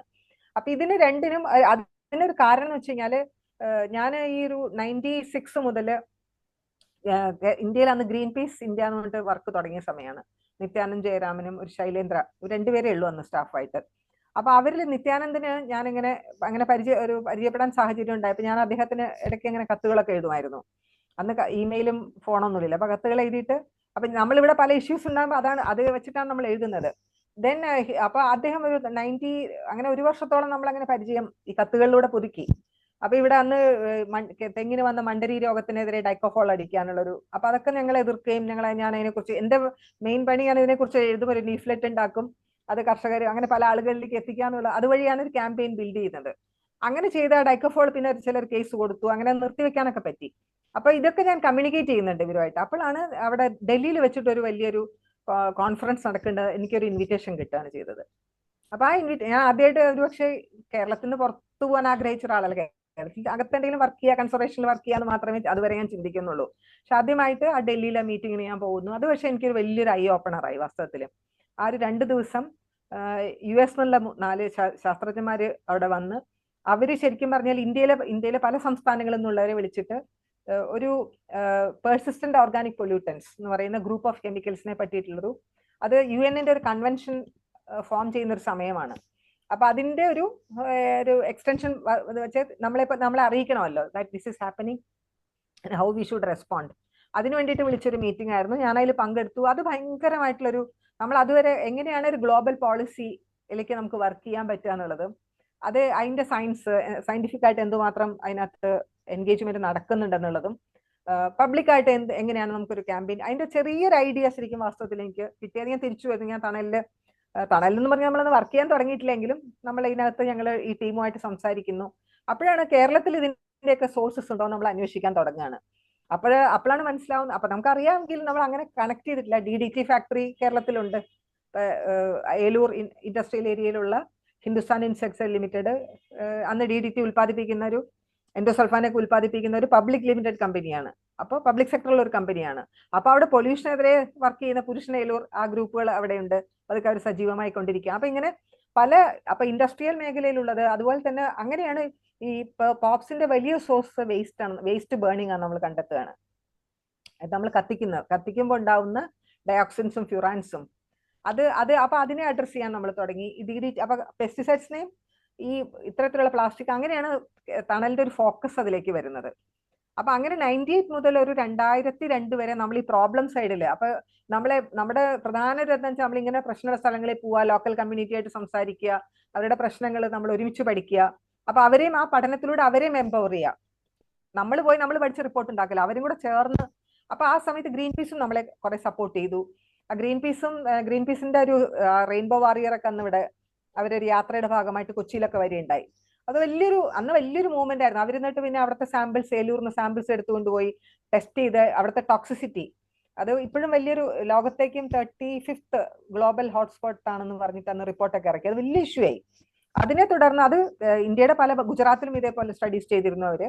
പിന്നെ അത് lead to a supreme court ഒരു കമ്മിറ്റി വെച്ചു. അത് കഴിഞ്ഞ് അത് വേറെ വലിയ സ്റ്റോറിയാണ്, അതെനിക്കൊന്ന് പിന്നെ പറയാം. പക്ഷെ അതിൽ തണലിന്റെ ഇൻവോൾവ്മെന്റ് ഡീപ്പായിട്ട് ഉണ്ടായിരുന്നു. കാരണം പിന്നീട് ഏലൂരിന്റെ ഒരു ക്ലീനപ്പിന് വേണ്ടിയിട്ട് സുപ്രീം കോടതി തന്നെ ഒരു കമ്മിറ്റി വെച്ചു. അതിൽ നമ്മൾ ഇൻവോൾവ് ആയിരുന്നു. അവിടുത്തെ ഗ്രൂപ്പ് ലോക്കൽ ഏരിയ കമ്മിറ്റി അവർ ഫോം ചെയ്തു. അങ്ങനെയൊക്കെ അത് നല്ല രീതിയിൽ അത് വരുമ്പോഴാണ് ഗവൺമെന്റ് അതിനെ അട്ടിമറിച്ചു. അത് അപ്പൊ അതിലേക്ക് അത് അവിടെ ഞാൻ നിർത്തുവാണ്. അപ്പൊ അതിന്റെ വർക്ക് ചെയ്യുന്ന സമയത്താണ്. പക്ഷെ ഇവിടെ ഞങ്ങൾ കോവളത്ത് ഈ വേസ്റ്റ് കത്തിക്കുന്നതിനെതിരെ ലോക്കൽ കമ്മ്യൂണിറ്റി കുറച്ച് പ്രശ്നങ്ങൾ ഉണ്ടാക്കുമ്പോൾ നമ്മൾ അതിനെക്കുറിച്ച് പഠിക്കുന്ന നമുക്ക് കുറച്ചുകൂടെ എന്താ പറയുക അതിന്റെ കെമിക്കൽ സൈഡ് നമുക്ക് മനസ്സിലാവാൻ തുടങ്ങി, how it is going to impact എന്നുള്ളത്. അപ്പൊ അതിനെക്കുറിച്ചുള്ള ഒരുപാട് ഇന്റർനാഷണൽ പുസ്തകങ്ങൾ, ജേർണൽസ്, ഇപ്പൊ ഡൈയിങ് ഫ്രം ഡയോക്സിൻ എന്ന് പറഞ്ഞൊരു പുസ്തകം, അതും ഇതുപോലെ വായിക്കേണ്ട ഒരു പുസ്തകമാണ്. കുറെ ഇതെല്ലാം സ്ത്രീകളാണ് എഴുതിയിട്ടുള്ളതും. അതാണ് അതിന്റെ ഏറ്റവും വേറൊരു സൈഡ്. അവർക്ക് പേഴ്സണലി ഇമോഷണലി അവർ കണക്റ്റഡ് ആകുമ്പോൾ അവർ റിസർച്ച് ചെയ്ത് എഴുതി പുസ്തകം പബ്ലിഷ് ചെയ്യാണ് ചെയ്തിട്ടുള്ളത്. അപ്പൊ അത്തരത്തിലുള്ള വായനയും ഡിസ്കഷൻസും നമ്മളിവിടെ ഒരുപാട് സീരീസ് ഓഫ് വർക്ക്ഷോപ്സ് ഒക്കെ ആ സമയത്ത് നടത്തിയിട്ടുണ്ടായി. അങ്ങനെ നമുക്ക് ശരിക്കും ഈ കത്തിക്കുക എന്നുള്ളതിനെ നമുക്ക് നിർത്തിവെക്കാൻ പറ്റി. അപ്പോഴാണ് അന്ന് ഡോക്ടർ വേണുവാണ് അന്ന് ടൂറിസം ഡയറക്ടർ. അപ്പൊ അദ്ദേഹം ആവശ്യപ്പെട്ടു, പക്ഷെ നിങ്ങൾ എന്താണ് ഇതിനൊരു പരിഹാരം കൂടെ നിങ്ങൾ പറഞ്ഞു തരണം എന്ന് പറയും. അങ്ങനെയാണ് we started to work in Kovalam. ശരിക്കും പറഞ്ഞാൽ അതുവരെ നമ്മളൊരു ക്യാമ്പയിൻ മാത്രം അല്ലെങ്കിൽ അങ്ങനെ ചെയ്തിരുന്ന ഒരു ഓർഗനൈസേഷന് നമ്മളൊരു ഇംപ്ലിമെന്റ് ചെയ്യുന്ന രീതിയിലേക്ക് അല്ലെങ്കിൽ കമ്മ്യൂണിറ്റിയായിട്ട് നേരിട്ട് വർക്ക് ചെയ്യുന്ന രീതിയിലേക്ക് വരുന്നത് അപ്പോഴാണ്. അതാണ് ഒരു റീസൺ. സീറോ വേസ്റ്റുമായിട്ട് ബന്ധപ്പെട്ടാണ് അത് വരുന്നത്. അപ്പൊ കോവളത്ത് നമ്മൾ പഞ്ചായത്തായിട്ടും അവിടുത്തെ ഹോട്ടൽ ഇൻഡസ്ട്രി അങ്ങനെ നമ്മൾ കുറെ സ്റ്റഡിയും നടക്കുന്നുണ്ട്. പാരലി നമ്മൾ പലർക്കും ഇതിനൊരു ഓൾട്ടർനേറ്റീവ്സിലുള്ള ട്രെയിനിങ് കൊടുക്കാൻ തുടങ്ങി. സീറോ വേസ്റ്റ് സെന്റർ എന്ന് പറഞ്ഞിട്ട് ഒരു സെന്റർ നമ്മൾ അവിടെ ടൂറിസം ഡിപ്പാർട്ട്മെന്റ് സപ്പോർട്ടോട് കൂടിയിട്ടാണ് നമ്മളത് തുടങ്ങുന്നത്. അതൊരു 10 വർഷത്തോളം അവിടെ തന്നെ വർക്ക് ചെയ്തു. അങ്ങനെ ആ സമയത്ത് നമ്മൾ ഒരുപാട് മോഡൽസ് ക്രിയേറ്റ് ചെയ്തു. അതാണിപ്പോ അതിന്റെ ഒരു തുടർച്ചയായിട്ടാണ് ശരിക്കും നമ്മൾ പിന്നീട് ശുചിത്വ മിഷനുമായിട്ട് എൻഗേജ് ചെയ്തിട്ട് ഇപ്പൊ നടക്കുന്ന ഒരു പോളിസി, ഹരിത കേരള മിഷനൊക്കെ നടപ്പാക്കിക്കൊണ്ടിരിക്കുന്ന ഒരു ഡീസെൻട്രലൈസ്ഡ് വേസ്റ്റ് മാനേജ്മെന്റിലേക്ക് എത്തിച്ചതിൽ വലിയൊരു തുടക്കം എന്ന് പറയുന്നത് ഈ സീറോ വേസ്റ്റ് വർക്ക് കോവളമാണ്. അപ്പൊ അതിൽ നിന്ന് നമ്മൾക്കും ഒരുപാട് ലേണിങ്സ് ഉണ്ടായി. ഒരുപാട് പേര് അവിടെ വന്ന് പഠിച്ചു. അത് പല രാജ്യങ്ങളിൽ തന്നെ അതിന്റെ മാറ്റം നമുക്ക് അതിന്റെ ഭാഗമായിട്ട് തുടർന്നുണ്ടായി. തണൽ ആ സമയത്ത് നമ്മൾ ഈ നേരത്തെ ഞാൻ പറഞ്ഞ പേഴ്സണൽ ഓർഗാനിക് പൊല്യൂട്ടൻസിന്റെ UN നടത്തുന്ന 2-3 എന്താ പറയുക കൺവെൻഷൻസ്, അതിൽ Stockholm convention, Rotterdam convention and വേറൊന്നും കൂടി ഉണ്ട്. 3 കെമിക്കൽ സേഫ്റ്റി കൺവെൻഷൻസ് ഉണ്ട്. അതെല്ലാം ചേർന്ന് ഇപ്പൊ ഒന്നായി. അന്ന് 3 ഉണ്ട്. ആ 3 അതിൽ ജയനാണ് കൂടുതലും പങ്കെടുത്തിട്ടുണ്ട്. പിന്നെ ഇടയ്ക്ക് 1-2 തവണയൊക്കെ ശ്രീധർ പോയിട്ടുണ്ട്. ആ സമയത്ത് ആ കൺവെൻഷന്റെ ഇതിനകത്ത് അങ്ങനെയാണ് നമുക്ക് ഈ എൻഡോസൾഫാൻ ഇഷ്യൂ ഇവിടെ അപ്പൊ ഇതിന്റെ ഇടയിൽ എൻഡോസൾഫാൻ ഇഷ്യൂ ഉണ്ട്. അതിൽ നമ്മൾ വി ഗോട്ട് ഡീപ്ലി ഇൻവോൾവ്. അങ്ങനെ വന്നു കഴിഞ്ഞപ്പോൾ അതൊരു പെർസിസ്റ്റന്റ് ഓർഗാനിക് പൊല്യൂട്ടന്റ് ആണെന്നുള്ളത് നമുക്ക് ത്രൂ സയന്റിഫിക് വർക്ക് ഈ along with this UN convention അതിലുള്ള സയന്റിസ്റ്റുമായിട്ട് ചേർന്ന് വർക്ക് ചെയ്യാനും അത് ഗ്ലോബലി എസ്റ്റാബ്ലിഷ് ചെയ്യാൻ പറ്റി നമുക്ക്. അപ്പൊ അതുവരെ എൻഡോസൾഫാൻ എന്ന് പറഞ്ഞു കഴിഞ്ഞാല് ഓർഗാനോ ക്ലോറിൻ, മറ്റേ DDT, BHC തുടങ്ങിയ കെമിക്കൽസ് ഒക്കെ ഓർഗാനോ ക്ലോറിൻസ് ആണ്. അവരാണ് പോപ്സ്, പെർസിസ്റ്റന്റ് ഓർഗാനിക്. പക്ഷെ ദീർഘകാലം എൻവയോൺമെന്റിൽ നിലനിൽക്കും എന്നുള്ളതാണ്. അതാണ് അതിന്റെ അപ്പൊ അത് ടോക്സിക്കും ആണ്, ദീർഘകാലം നിലനിൽക്കുന്നതാണ്. ലോങ് ടൈം ഇമ്പാക്ട്സ്, അതായത് ഇന്റർജനറേഷണൽ ഇമ്പാക്ട്സ് വരെ, ഹെൽത്ത് ഇമ്പാക്ട്സ് വരെ ഉണ്ടാക്കാൻ പറ്റുന്നതാണ്. അതുകൊണ്ടാണ് അത്തരം കെമിക്കൽസ് ഫേസ് ഔട്ട് ചെയ്യണം എന്നുള്ളതാണ് കൺവെൻഷന്റെ ഒരു പ്രിൻസിപ്പിൾ അല്ലെങ്കിൽ ഒരു കാതൽ. അതാണ് അതിനു വേണ്ടിയിട്ടാണ് കൺവെൻഷൻ ഉണ്ടായിട്ടുള്ളത്. അപ്പൊ അതിൽ പുതിയ പുതിയ കെമിക്കൽസ് നമുക്ക് ആഡ് ചെയ്യാം. അതിനുവേണ്ട ഒരുപാട് വർക്ക് ചെയ്യാൻ, സയന്റിഫിക് വർക്ക് ചെയ്യുകയും അതിൽ ആഡ് ചെയ്തുകൊണ്ടിരിക്കുകയും ചെയ്യാം.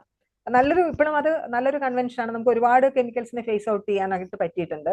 ആ കെമിക്കൽസ് ഈ ഓർഗാനിക് ക്ലോറിനകത്ത് എല്ലാ കെമിക്കൽസും ഇന്ന് ലോകത്ത് ഇല്ലാതെയായിട്ടുണ്ട്. പ്രൊഡക്ഷൻ പോലും നിർത്തിവെച്ചിട്ടുണ്ട്. അതിൽ അവസാനത്തേതാണ് വാസ്തവത്തിലും ഈ എൻഡോസൾഫാൻ വന്നത്. അപ്പൊ എൻഡോസൾഫാൻ ഓർഗാനിക് ക്ലോറിൻ അല്ലാന്ന് പ്രൂവ് ചെയ്യാനായിട്ട് അവർ ഒരുപാട് ശ്രമങ്ങൾ നടത്തി. പക്ഷേ നമുക്കത് തിരിച്ച് പ്രൂവ് ചെയ്യാനും പിന്നെ കാസർഗോഡ് ഇഷ്യൂ നമുക്ക് വലിയൊരു കേരളത്തിൽ വലിയൊരു മാറ്റത്തിന്, കീടനാശിനികളെ കുറിച്ചിട്ട് വലിയൊരു തുറന്നൊരു ചിന്തിക്കാനും പ്രത്യേകിച്ച് സർക്കാരിന്റെ ഇടയിൽ തന്നെ നമുക്കൊരു വലിയ മാറ്റം കൊണ്ടുവരാനായിട്ട് സാധിച്ചു. അപ്പോൾ സീറോ വേസ്റ്റ് നമ്മുടെ ഒരു സ്ട്രീം ഓഫ് വർക്കായി വരാൻ തുടങ്ങി.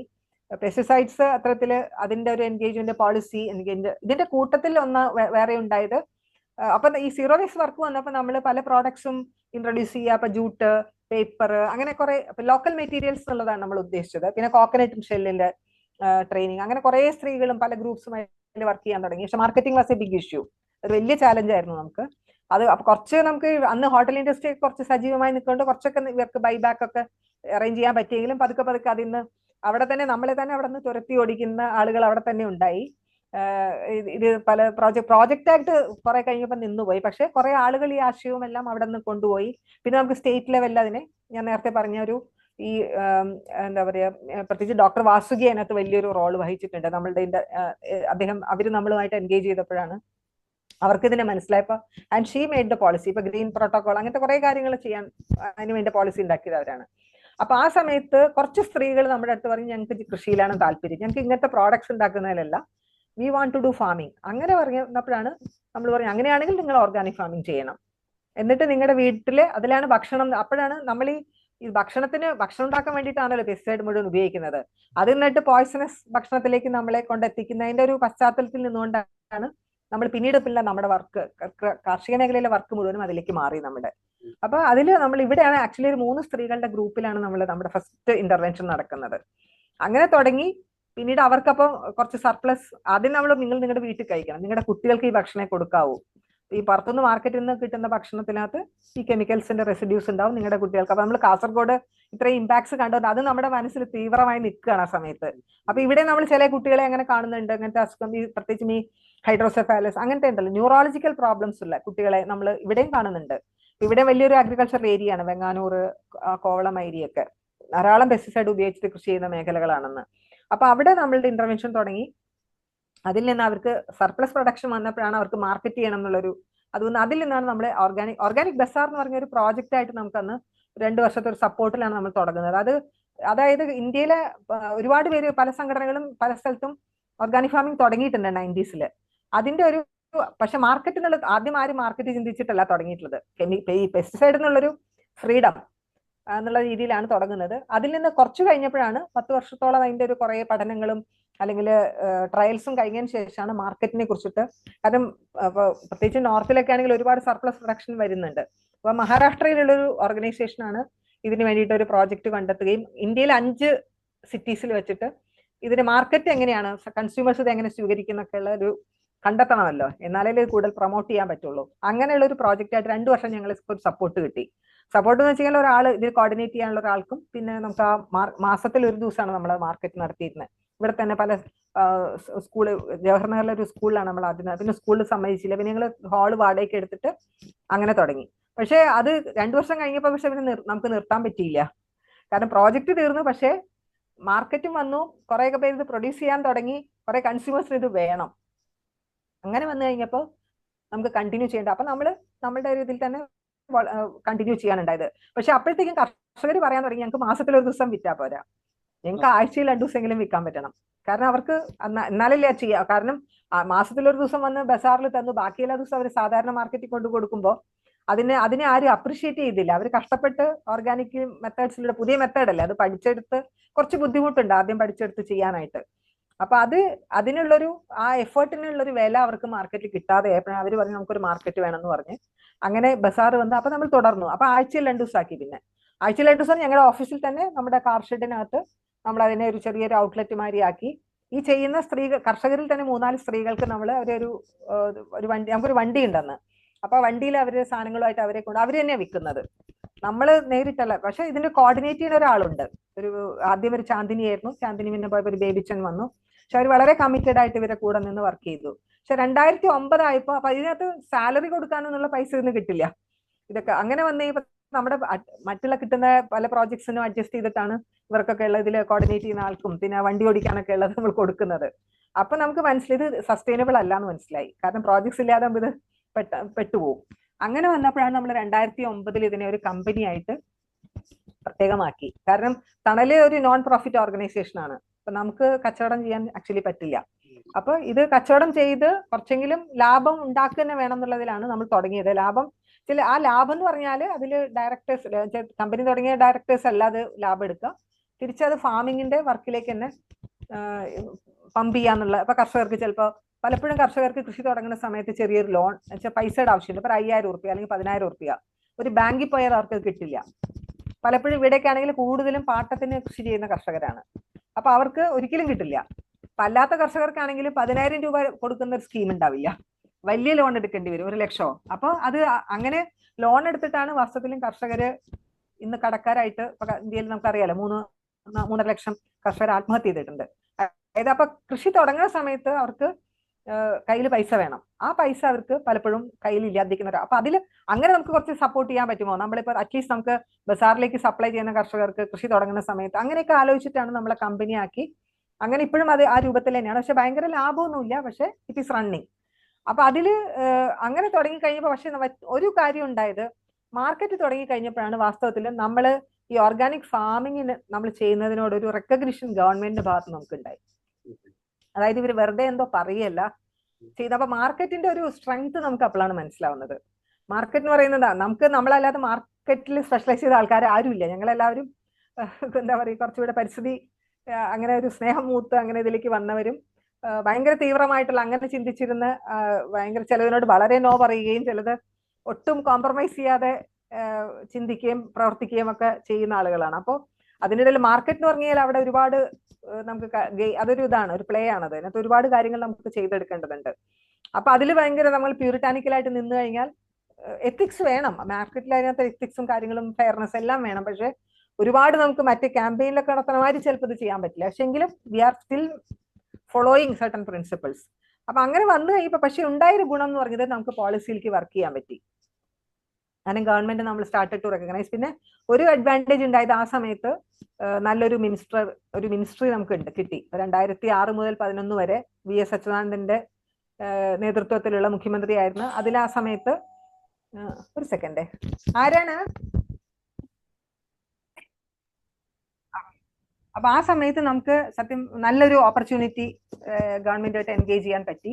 അത് ഈ എൻഡോസൾഫാൻ ആ ഒരു 2003 നിരോധനം വന്നതിന് ശേഷമുള്ള അന്ന് ഒരുപാട് അതിനകത്ത് സജീവമായിട്ട് നിന്ന ഒരാൾ VS അച്യുതാനന്ദനാണ് ഈ കമ്മ്യൂണിറ്റിയുടെ കൂടെ. അപ്പൊ അദ്ദേഹം പിന്നീട് മുഖ്യമന്ത്രിയായി. അപ്പൊ അങ്ങനെ വന്നപ്പോ മുല്ലക്കര രത്നാകരൻ സാർ കൃഷിമന്ത്രിയായി, ബിനോയ് വിശ്വം, അങ്ങനെ നല്ലൊരു ടീമായിരുന്നു അന്ന് ഉണ്ടായിരുന്നത്. പിന്നെ ഡോക്ടർ VS വിജയൻ അന്ന് ബയോഡൈവേഴ്സിറ്റി ബോർഡിന്റെ ചെയർമാനായി വന്നു. അപ്പൊ ആ സമയത്ത് നമ്മൾ ഇതേ കാലഘട്ടത്തിൽ 2004 ഞങ്ങൾ വേറൊരു വലിയ സേവ് അവർ റൈസ് ആയിട്ട് നമ്മൾ ക്യാമ്പയിൻ ലോഞ്ച് ചെയ്തു. ഇന്ന് നിങ്ങൾ അവിടെ കണ്ട വിത്തുകളൊക്കെ അതിന്റെ ഒരു ബാക്കി അല്ലെങ്കിൽ അതിന്റെ തുടർച്ചയാണെന്ന് പറയാം. അതിനൊരു കാരണം നമ്മള് ഒരു വ്യക്തി എന്നുള്ള രീതിയിൽ നമ്മളിപ്പോ കേരളം എന്ന് പറയുമ്പോൾ നമുക്ക് എപ്പോഴും വയലും തെങ്ങും അല്ലെ അങ്ങനത്തെ ഒരു പശ്ചാത്തലം അതാണ്. ഇപ്പൊ കുറഞ്ഞു. അത് ഞങ്ങളുടെയൊക്കെ കുട്ടിക്കാലം എന്ന് പറഞ്ഞാൽ കേരളം എന്ന് പറഞ്ഞാൽ കാട്, എന്താ പറയാ, മലയും കാടും കഴിഞ്ഞാൽ ബാക്കിയെല്ലാം നമുക്ക് ഇത്തരത്തിലുള്ള വയലാണ്. വയലും പിന്നെ ഹോം സ്റ്റേറ്റ്സ് ആണ്. അങ്ങനെ ഒരു പരിസ്ഥിതി അതാണ് നമ്മൾ വളർന്ന ഒരു ഇക്കോസിസ്റ്റം. അപ്പൊ അത് നമ്മുടെ മനസ്സിനെ തീവ്രമായി സ്വാധീനിച്ചിട്ടുള്ള, വളരെ ഇതായിട്ട് സ്വാധീനിച്ചിട്ടുള്ള ഒരു ഇതാണ്. അപ്പൊ അതിന്റെ നാശം ഞാനത് 80കൾ മുതൽ ഞാൻ തൃശ്ശൂർ ജില്ലയിലാണ്. അപ്പൊ അവിടെ നിന്ന് കണ്ടുകൊണ്ടിരിക്കുകയാണ്. അപ്പൊ അതിൽ ആ സമയത്ത് ഞാൻ അതിനെക്കുറിച്ച് എഴുതുമായിരുന്നു. പിന്നെ ഒരുപാട് സമരങ്ങൾ നടന്നു 90കളിൽ. 80കളിലും 90കളിലാണ് ഏറ്റവും കൺവർഷൻ നടന്നത്. അതായത് 8 ലക്ഷം ഹെക്ടറിൽ നിന്ന് 2 ലക്ഷം ഹെക്ടർ ആയിട്ട് നമ്മുടെ വയലിന്റെ വിസ്തൃതി കുറഞ്ഞു. അപ്പൊ അത് ആദ്യം പറഞ്ഞപ്പോ ആരും അത് നമ്മൾ പറയാൻ പരിസ്ഥിതി പ്രവർത്തകരെ കുറച്ച് എന്താ പറയാ എന്തോ ഇതാണെന്നുള്ള രീതിയിൽ ആരും അതിനെ ഗൗനിച്ചില്ലെങ്കിലും പിന്നീട് പല സ്ഥലത്തും അതുകൊണ്ട് പ്രശ്നങ്ങൾ നേരിടാൻ തുടങ്ങി. വെള്ളത്തിന്റെ പ്രശ്നം, പ്രത്യേകിച്ചും വെള്ളം കിട്ടാത്ത പ്രശ്നം, പൊല്യൂഷൻ, വെള്ളത്തിന്റെ സ്റ്റാഗ്നേഷൻ, അങ്ങനത്തെ കുറെ പ്രശ്നങ്ങളിലേക്ക് പല പഞ്ചായത്തുകളും വരാൻ തുടങ്ങി. അതിനെ തുടർന്ന് ഈ 2 സമരങ്ങൾ, ഒരു ജയശ്രീ ടീച്ചർ നടത്തിയ വലിയൊരു മാള ആ പ്രദേശത്തുള്ള ഒരു സമരവും, ഇന്ന് അവര് വലിയ നല്ലൊരു എന്താ പറയുക ഒരു ക്രിയേറ്റീവ് ആയിട്ടുള്ള ഒരു പേഴ്സണും കൂടിയാണ്. അവര് നടത്തിയൊരു സമരവും, പിന്നെ മുരിയാട് എന്ന് പറയുന്ന ഒരു കോൾ വെറ്റ്ലാൻഡിന് ഇതുപോലെ അവിടെ ഒരു വർഗീസ് തൊടുപറമ്പിൽ, ഈ 2 സമരങ്ങളും വലിയ ശക്തമായിട്ട് അന്ന് ഉണ്ടായി. അതിലൊക്കെ മറ്റു പരിസ്ഥിതി പ്രവർത്തകരും സജീവമായിട്ട് ഇടപെടുകയും അതിനെ തുടർന്ന് പിന്നീടാണ് ആ സമരം നടക്കുമ്പോൾ നമ്മൾ അതിനകത്ത് ഇൻവോൾവ് ആണ്. പക്ഷെ ഞാൻ പിന്നെ കൃഷി പഠിച്ചത് കൊണ്ടും കർഷകരുമായിട്ട് കുറെ അല്ലാതെ ഇടപഴകുന്നുണ്ട് എനിക്ക് മനസ്സിലായ ഒരു കാര്യം, നെൽകൃഷി ലാഭകരമായില്ല എങ്കിൽ, അല്ലെങ്കിൽ നെൽകൃഷിക്ക് വേണ്ട ഒരു സപ്പോർട്ട് സർക്കാരിൽ നിന്ന് വന്നില്ല എങ്കിൽ നമുക്ക് ഈ കൺവേർഷനെ പിടിച്ചു നിർത്താൻ പറ്റില്ല. കാരണം കേരളത്തില് നെൽകൃഷി മാറി തുടങ്ങുന്നത് 80കളിലാണ്. 80കൾ മാറാനുള്ള ഒരു കാരണം നമുക്ക് ഈ ലാൻഡ് റിഫോം ഒക്കെ കഴിഞ്ഞിട്ട് 70കളിലാണല്ലോ ലാൻഡ് റിഫോം വന്നു. അതിനുശേഷം ഈ തുണ്ടായി പോകാൻ തുടങ്ങി. ഭൂമി പാടങ്ങളാണല്ലോ, കുറെ തുണ്ടായി ഡിവൈഡ് ചെയ്ത് പോയി. അപ്പൊ അങ്ങനെ വന്നെങ്കിപ്പോ പകരമായിട്ട് ഗവൺമെന്റ് ഇപ്പോ അവസാനം ഗ്രൂപ്പ് ഫാമിംഗ് ഒക്കെ തുടങ്ങിയത് നെൽകൃഷി ഒരുമിച്ചേ ചെയ്യാൻ പറ്റുള്ളൂ. അപ്പൊ അതിന്റെ ഇടയ്ക്ക് ഒരാൾ അത് വിൽക്കുക, അതിനകത്ത് വേറൊരു വിള വരികയൊക്കെ ചെയ്ത് കഴിഞ്ഞാൽ തന്നെ മൊത്തം ഇതിനെ അത് ബാധിക്കും. അപ്പൊ അത് കേരളത്തിൽ ആ 80കളിൽ 70കളിൽ തന്നെ ഈ കൺവർഷൻ ഈ ലാൻഡ് റിഫോം വന്നതിന് ശേഷം തുടങ്ങാൻ തുടങ്ങി. അപ്പൊ അന്ന് ലാൻഡ് യൂട്ടിലൈസേഷൻ ആക്ട് ഉണ്ട്, അതിനൊരു നിയമമുണ്ട്, വസ്തുനെൽ അന്നും നിയമമുണ്ട്, പക്ഷെ അത് ശക്തമായി നടപ്പാക്കിയിരുന്നില്ല. അപ്പൊ ഇതിങ്ങനെ വീടുകൾ വെക്കാന് അല്ലെങ്കിൽ മറ്റു വിളകളിലേക്ക്, ഇപ്പൊ റബ്ബർ പോലും എത്രയോ സ്ഥലത്ത് നെൽപ്പാടങ്ങളിൽ റബ്ബർ വെച്ചിട്ടുണ്ട് ആ സമയത്തൊക്കെ. പിന്നെ നമുക്ക് നമ്മുടെ ലേബർ ഫോഴ്സിനെ, കാരണം നെൽകൃഷി ഒരുപാടുണ്ടായിരുന്നു. ഇപ്പൊ സ്ഥിരം അന്നത്തെ നമ്മൾ ഈ പറയുന്ന ജന്മികൾക്ക് അല്ലെങ്കിൽ അങ്ങനത്തെ വലിയ ലാൻഡ് ഓണേഴ്സിന് തൊഴിൽ കൊടുക്കാനായിട്ട്, അതായത് വർഷം മുഴുവനും തൊഴിൽ കൊടുക്കാൻ സാധിച്ചിരുന്നു. അവർക്ക് ആ ഭൂമിയുടെ അളവ് കുറയും തോറും സ്ഥിരമായ തൊഴിൽ കൊടുക്കുന്ന ഒരു ഇതിന് അവർക്ക് മാറേണ്ടി വന്നിട്ടുണ്ട്. അപ്പൊ ആ പണിക്കാരെയാണ് ശരിക്കും 80കളില് തൃശ്ശൂർ ജില്ലയിൽ മാത്രം ഞാൻ പറയുകയാണെങ്കിൽ അന്നാണ് ഈ ഇഷ്ടികക്കളങ്ങൾ തുടങ്ങുന്നത്, വ്യാപകമായ ഇഷ്ടികക്കളങ്ങൾ. അതിന് കാരണം അപ്പോഴത്തേക്കും ഗൾഫിലേക്ക് ആൾക്കാർ പോകാനും അവർ തിരിച്ചു വരുമ്പോൾ അവർക്ക് വീട് വെക്കാനും. അപ്പൊ ചീപ്പായിട്ട് കിട്ടുന്ന ലാൻഡ് എന്ന് പറഞ്ഞാൽ പാഡി ലാൻഡാണ്. ആ പാഡി ലാൻഡ് വാങ്ങി ഒരു 10 സെന്റോ 20 സെന്റോ വാങ്ങിയിട്ട് അത് നികത്തി അതിൽ വീട് വെക്കുന്നു. അപ്പൊ വീട് വെക്കുമ്പോൾ ഇഷ്ടിക വേണം. ആ ഇഷ്ടികക്കളങ്ങൾ അതിന് വേണ്ടിയിട്ട് കുറെ വയലുകൾ അതിന് മാറ്റപ്പെട്ടു. അപ്പൊ ഇത് മൊത്തമായിട്ട് നെൽവയലുകളെ ബാധിച്ചു, പ്രൊഡക്ഷനെ ബാധിച്ചു. അപ്പൊ ആ ഒരു അത് നമ്മളെ വളരെ വേദനപ്പെടുത്തിയ ഒരു കാലഘട്ടമാണത്. അതിൽ നമുക്കൊന്നും ആ സമയത്ത് ഒന്നും ഇടപെടാനോ അല്ലെങ്കിൽ നിർത്തിവെക്കാനൊന്നും സാധിച്ചില്ല. പക്ഷെ അതിലും ഇതാണ് ഈ കൃഷിയെ റിവൈവ് ചെയ്യാതെ നമുക്കിതൊന്നും തിരിച്ചു പിടിക്കാൻ പറ്റില്ല എന്ന് മനസ്സിലായപ്പോഴാണ് നമ്മൾ അതിന്റെ പുറത്താണ് ശരിക്കും നമ്മൾ save our rice campaign 2004 launch ചെയ്യുന്നത്. ലോഞ്ച് ചെയ്തപ്പോൾ നമ്മൾ ഫസ്റ്റ് ഒരു വർക്ക്ഷോപ്പ്, ഇന്ത്യൻ ഒരു റൈസ് ക്യാമ്പയിൻ ഉള്ള രീതിയിൽ 10 സംസ്ഥാനങ്ങളിൽ നിന്നുള്ള ആൾക്കാരെ നമ്മൾ വിളിച്ച് ഇതിൽ വർക്ക് ചെയ്യുന്ന ആളുകൾ വന്നിട്ടാണ് നമ്മൾ 2 ദിവസം 3 ദിവസം കൊച്ചിയിൽ, ആക്ച്വലി ഇവിടെ കുമ്പളങ്ങി അന്ന് നമ്മൾ ചൂസ് ചെയ്യാൻ, അന്ന് ഇക്കോ ടൂറിസത്തിന്റെ തുടക്കമാണല്ലോ കേരളത്തിലെ. അപ്പൊ അവിടെയുള്ളൊരു അത് നടത്തിയിരുന്ന ഒരു ടൂറിസം നടത്തിയിരുന്ന ഒരു ചേട്ടനാണ്. അങ്ങേര് അവിടുത്തെ വീടുകളിൽ തന്നെ പൊക്കാളി കൃഷിയുടെ ഒരു സ്ഥലവുമാണ് കുമ്പളങ്ങി.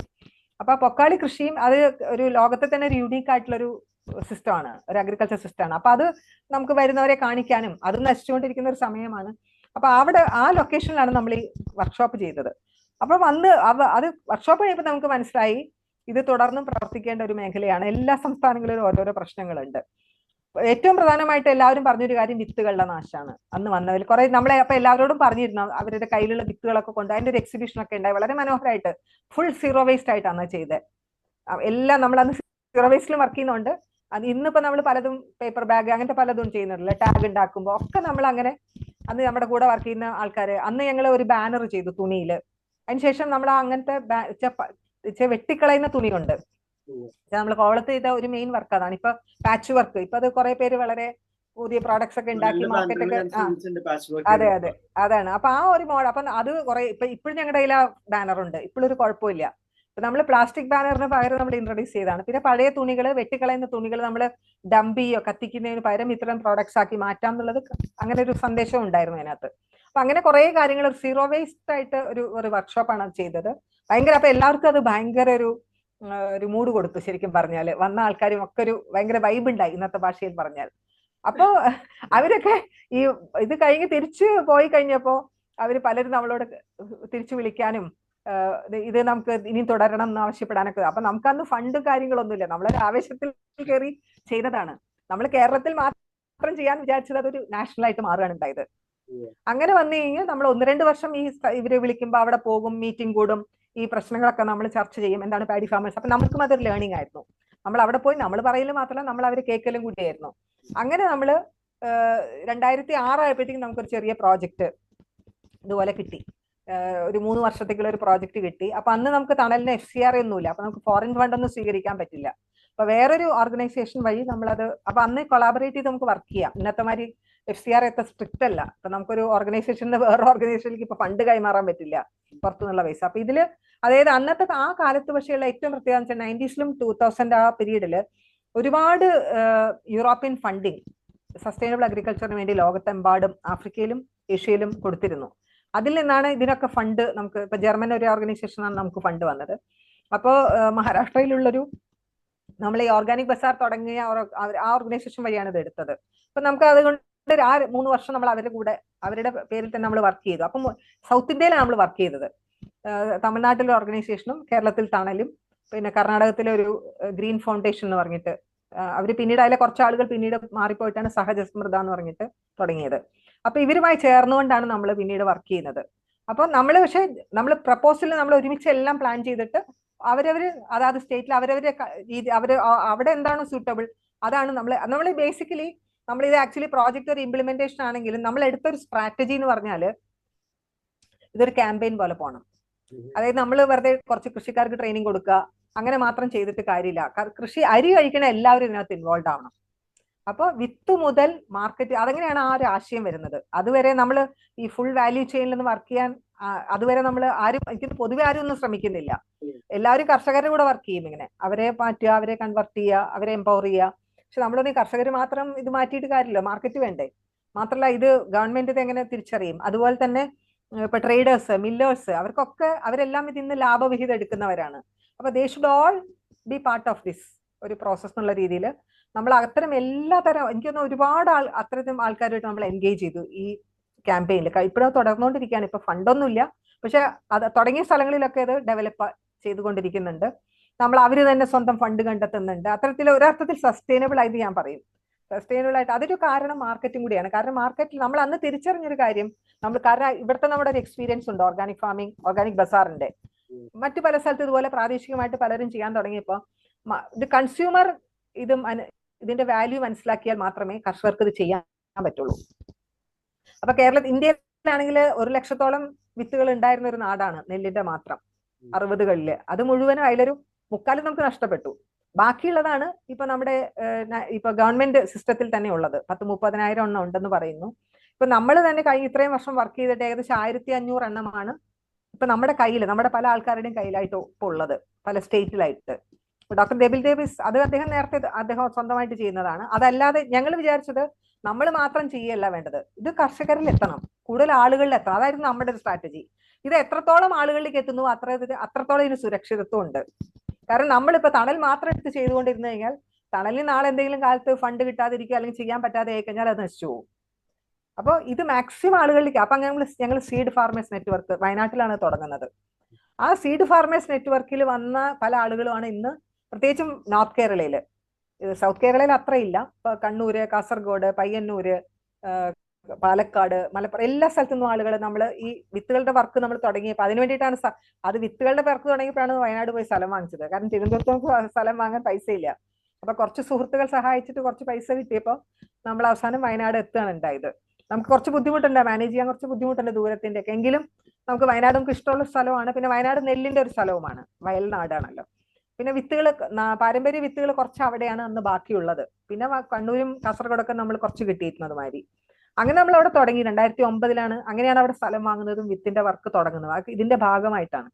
അപ്പൊ അത് തുടങ്ങിയപ്പോൾ അപ്പോഴാണ് നമുക്ക് മനസ്സിലായത് ഇത് കൺസർവേഷൻ ഫോർ കൺസർവേഷൻ എന്ന് പറഞ്ഞ് ചെയ്യണമെങ്കിൽ അത് ആരെങ്കിലും ഇങ്ങനെ ഫണ്ട് ചെയ്തുകൊണ്ടിരിക്കണം. അതേസമയം നമ്മൾ കർഷകരിലേക്ക് എത്തിക്കുകയാണെങ്കിൽ അത് കർഷകർക്ക് അതിനോടൊരു താല്പര്യവും അതിന്റെ ഒരു, കാരണം ഇതിനൊക്കെ ഒരു നോളജ് ഉണ്ട്, ഇതിനൊക്കെ ഒരു അറിവ് വെറുതെ നമുക്ക് കയറി ചെയ്യാൻ പറ്റില്ല. അപ്പൊ നമ്മളിപ്പോ പരമ്പരാഗത കർഷകർ എന്ന് പറയുമ്പോൾ നമ്മള് എന്തോ പഴമ എന്നുള്ള രീതിയിലാണ്. പക്ഷെ അവരുടെ നോളജ് ഭയങ്കരമാണ്. അത് അവർക്ക് കാലാവസ്ഥയെ കുറിച്ചിട്ടാണെങ്കിലും മണ്ണിനെ കുറിച്ചിട്ടാണെങ്കിലും ജൈവ വൈവിധ്യത്തിനെ കുറിച്ചിട്ടാണെങ്കിലും അതിൽ നിന്നുള്ള തെരഞ്ഞെടുക്കലിലൂടെ ഉണ്ടാക്കിയതാണ് ഇത്രയും വൈവിധ്യം. ഇതെല്ലാം കർഷകർ ഡെവലപ്പ് ചെയ്തുകൊണ്ടുന്ന വെറൈറ്റീസ് ആണ്.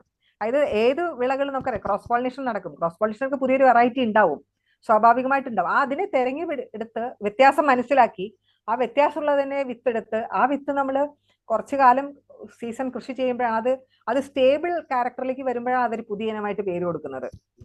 അതാണ് സ്വാഭാവികമായിട്ട് നടക്കുന്ന ഒരു, അല്ലെങ്കിൽ നമ്മൾ ഈ യൂണിവേഴ്സിറ്റികളൊക്കെ വരുന്നതിന് മുമ്പ് ഉണ്ടായിരുന്ന എങ്ങനെയാണ് കർഷകർ പുതിയ വിത്തുകൾ ഉണ്ടാക്കിയതിന്റെ മെത്തഡ് അതാണ്. ഇന്നും അത് റെലവെന്റ് ആണ് ശരിക്കും പറഞ്ഞാൽ. ഇപ്പൊ നമ്മൾ തന്നെ ഇവിടെ ചെയ്ത് കഴിഞ്ഞപ്പോൾ നമ്മൾ അതിൽ പുതിയ സ്വഭാവങ്ങളുള്ളതിനെ വിത്തുകൾ നമ്മൾ കാണുന്നുണ്ട്.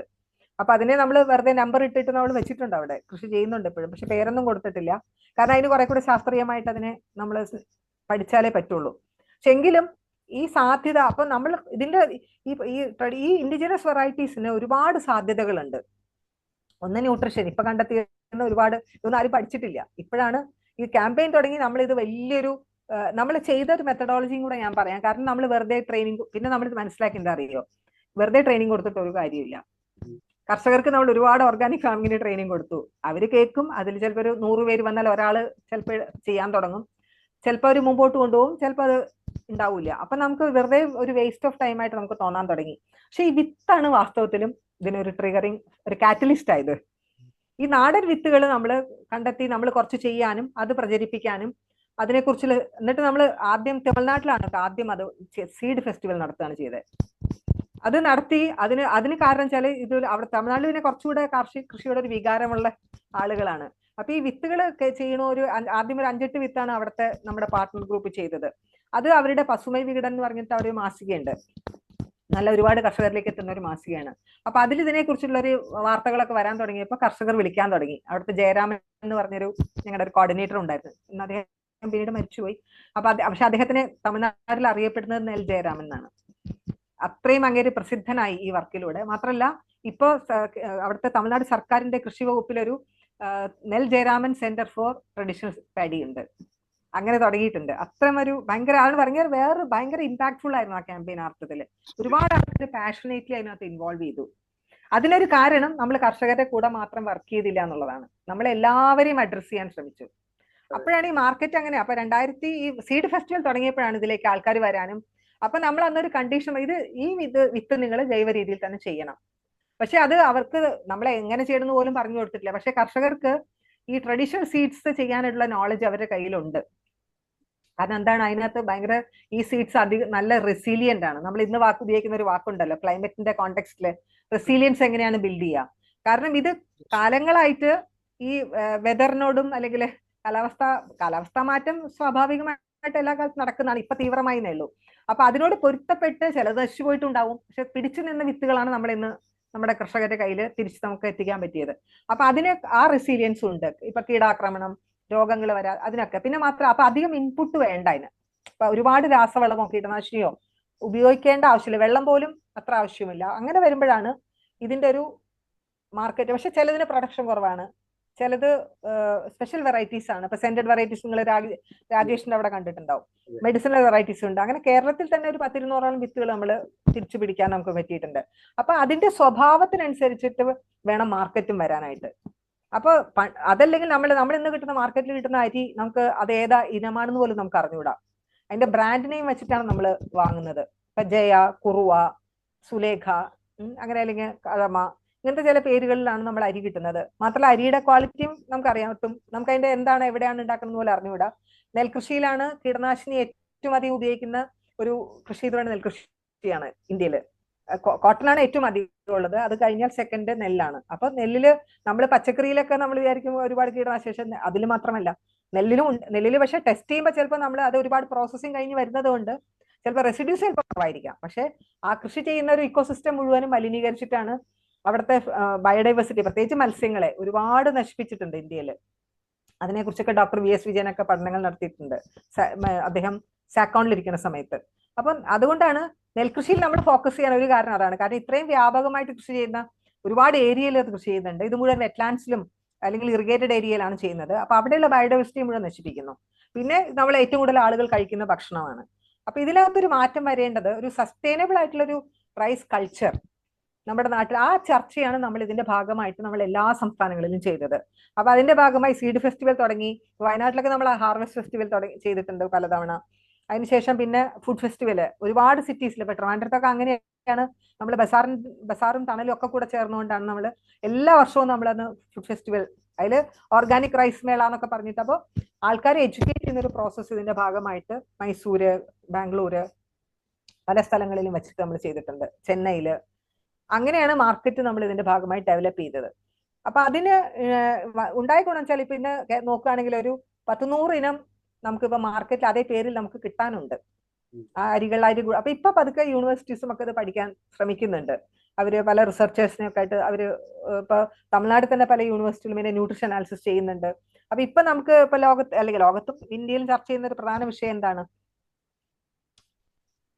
നമുക്ക് ഹങ്കർ കുറെയൊക്കെ അഡ്രസ് ചെയ്യാൻ പറ്റിയിട്ടുണ്ട്, അല്ലെങ്കിൽ പട്ടിണി മാറ്റാൻ സാധിച്ചിട്ടുണ്ട്. പക്ഷെ ന്യൂട്രീഷൻ സെക്യൂരിറ്റി ഇല്ല.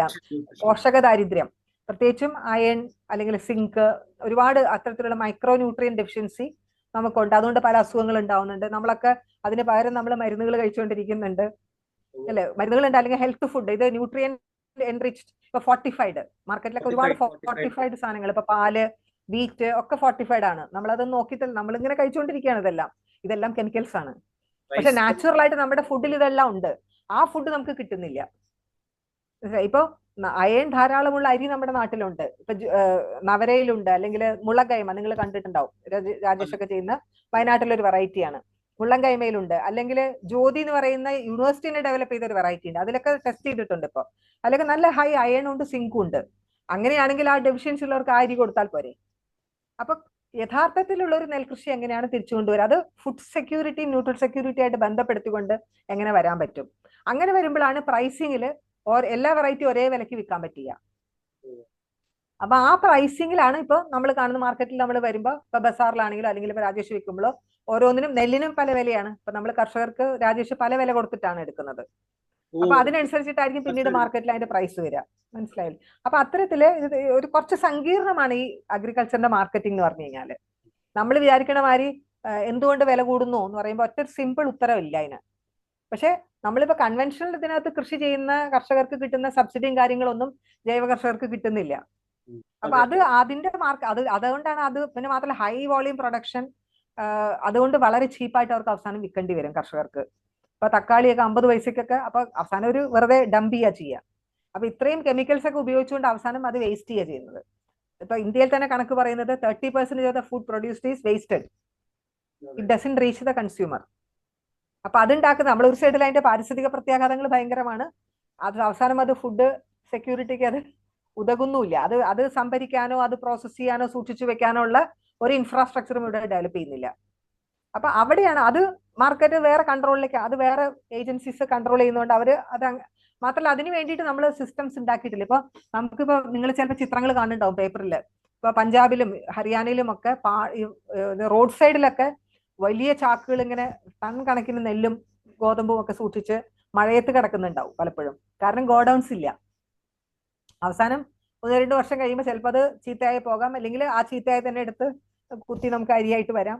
ഇപ്പൊ എല്ലാം കഴിഞ്ഞിട്ട് ഇപ്പൊ ഒരു ഫോർട്ടിഫൈഡ് റൈസ് എന്ന് പറഞ്ഞിട്ട് ഇപ്പൊ PDS റേഷൻ കടകളിലൂടെ കൊടുക്കാൻ തുടങ്ങിയിട്ടുണ്ട്. റൈസ് ഫോർട്ടിഫൈ ചെയ്തിരിക്കുകയാണ്. അതും വയനാടാണ് എന്റെ പൈലറ്റ് ചെയ്തത്. അത് ഭയങ്കര ഒരു കോൺട്രവേഴ്സിയാണ്. ഇപ്പൊ അതിന്റെ കേസ് നമ്മൾ അതിനകത്ത് ഇൻവോൾവ് ആണ് ക്യാമ്പയിനിൽ. അതിനെക്കുറിച്ച് നമ്മൾ ഗവൺമെന്റുമായിട്ട് ചർച്ച നടക്കാണ്. സുപ്രീം കോടതിയിൽ ഒരു കേസ് ഉണ്ട്. കാരണം ഈ അയൺ ഫോർട്ടിഫൈഡ് റൈസ് എന്ന് പറയുന്നത് തൈലീസീമിയയും സിക്കിൾ സെൽ അനീമിയ എന്നുള്ളവർക്ക് കഴിക്കാനേ പാടില്ല, അല്ലെങ്കിൽ മലേറിയ, TB, അവര് അങ്ങനെയുള്ളവർക്ക് കൊടുക്കാനേ പാടില്ല. പക്ഷെ അതൊരു വലിയ നമ്മൾ ആർഗ്യൂ ചെയ്ത് വന്നപ്പോ ഇപ്പൊ ഗവൺമെന്റ് ചെയ്യണം എന്താ അറിയോ, അത് ആ വാണിംഗ് എടുത്തു കളയാന്നുള്ളത് അവർ ആലോചിക്കുന്നത്. അപ്പൊ അത്തരത്തില് നമ്മുടെ ഈ ഫുഡ് സിസ്റ്റം, നമ്മള് കൃഷി എന്തിനാണ് തുടങ്ങിയത്? നമുക്ക് ഫുഡ് സെക്യൂരിറ്റിക്ക് വേണ്ടിയിട്ടാണ്. 12,000 വർഷം മുമ്പ് അല്ലെങ്കിൽ 14,000 വർഷം മുമ്പ് ലോകത്ത് അന്നാണല്ലോ കൃഷിയുടെ ഒരു ആരംഭം എന്ന് പറഞ്ഞാല്. പിന്നീട് അത് ഡെവലപ്പ് ചെയ്ത് വന്നതാണ്. പക്ഷെ ആ കൃഷിയിലൂടെ നമുക്കൊരു ഫുഡ് സെക്യൂരിറ്റി ഉണ്ടായി. പക്ഷെ ഇന്ന് നമുക്ക് കൃഷിയിലൂടെ തന്നെയാണ് നമ്മൾ ഫുഡ് ഉണ്ടാക്കുന്നത്, പക്ഷെ നമുക്ക് സെക്യൂർ അല്ല. നമ്മളിപ്പോ സെക്യൂർ അല്ലാത്തത് പലവിധ കാരണങ്ങളാണ്. ഒന്ന്, നമ്മൾ കഴിക്കുന്ന ഭക്ഷണം നമുക്ക് പറ്റിയതാണോ, നമ്മുടെ കാലത്തിന്, നമ്മുടെ കൾച്ചറിന്, നമ്മുടെ ആരോഗ്യത്തിന്, നമ്മുടെ മാത്രമല്ല നമ്മൾ കഴിക്കുന്ന ഭക്ഷണത്തിന്റെ വൈവിധ്യത്തിൽ വന്ന കുറവ്, അത് വലിയൊരു പ്രധാനപ്പെട്ട ഒരു കാര്യമാണ്. അപ്പോൾ നമ്മൾ ഒരു പക്ഷേ ഇപ്പൊ കണക്കുകൾ തന്നെ പറയുന്നത് 3 ലക്ഷത്തോളം പ്ലാന്റ്സ് നമുക്ക് കഴിക്കാൻ പറ്റുന്നതായിട്ട് മനുഷ്യൻ കണ്ടെത്തിയിട്ടുണ്ട് എന്ന് വെച്ചാൽ പല പഠനങ്ങളിലൂടെ. അതിൽ നമ്മൾ ആക്ച്വലി ഉപയോഗിക്കുന്നത് എല്ലാ രാജ്യങ്ങളും കൂടെ ഗ്ലോബലി തന്നെ ഉപയോഗിക്കുന്നത് ഒരു 30,000 സസ്യങ്ങളാണ്. മറ്റ് മൃഗങ്ങളൊന്നും ഞാൻ പറയുന്നില്ല. ആ സസ്യങ്ങളിൽ തന്നെ നമ്മൾ ഇന്ന് ഫുഡ് സെക്യൂരിറ്റി എന്ന് പറഞ്ഞിട്ട് ഗ്ലോബലി നോക്കുകയാണെങ്കിൽ മേജർ പ്രൊഡക്ഷൻ 4 വിളകളേ ഉള്ളൂ: അരി, ഗോതമ്പ്, ചോളം, ഉരുളക്കിഴങ്ങ്. അപ്പൊ ഇതിനു വേണ്ടിയിട്ടാണ് എല്ലാ പോളിസിയും. അപ്പൊ അത് ഉണ്ടാക്കുന്ന പാരിസ്ഥിതികമായിട്ടുള്ള ഒരു ഇമ്പാക്ട് ഉണ്ട്. രണ്ടാമത് ഇത് ഉണ്ടാക്കുന്ന സാമ്പത്തികമായിട്ട് ഇത് ഉണ്ടാക്കുന്ന കർഷകരാരും രക്ഷപ്പെടുന്നില്ല, അവരെല്ലാം നശിച്ചുകൊണ്ടിരിക്കുക. അപ്പൊ അതേസമയം ഇത് എടുത്ത് പല രീതിയിൽ അത് വിൽക്കുന്നവർക്കെല്ലാം ഗുണങ്ങൾ ഉണ്ടായിട്ടുണ്ട്. ഇപ്പൊ മില്ലുകാര് അല്ലെങ്കിൽ ട്രേഡേഴ്സ്, കൺസ്യൂമറിന് ചീപ്പായിട്ട് ഫുഡ് കിട്ടുന്നു. അപ്പൊ അത്തരത്തിൽ ഗുണം ഉണ്ടായിട്ടുണ്ട്.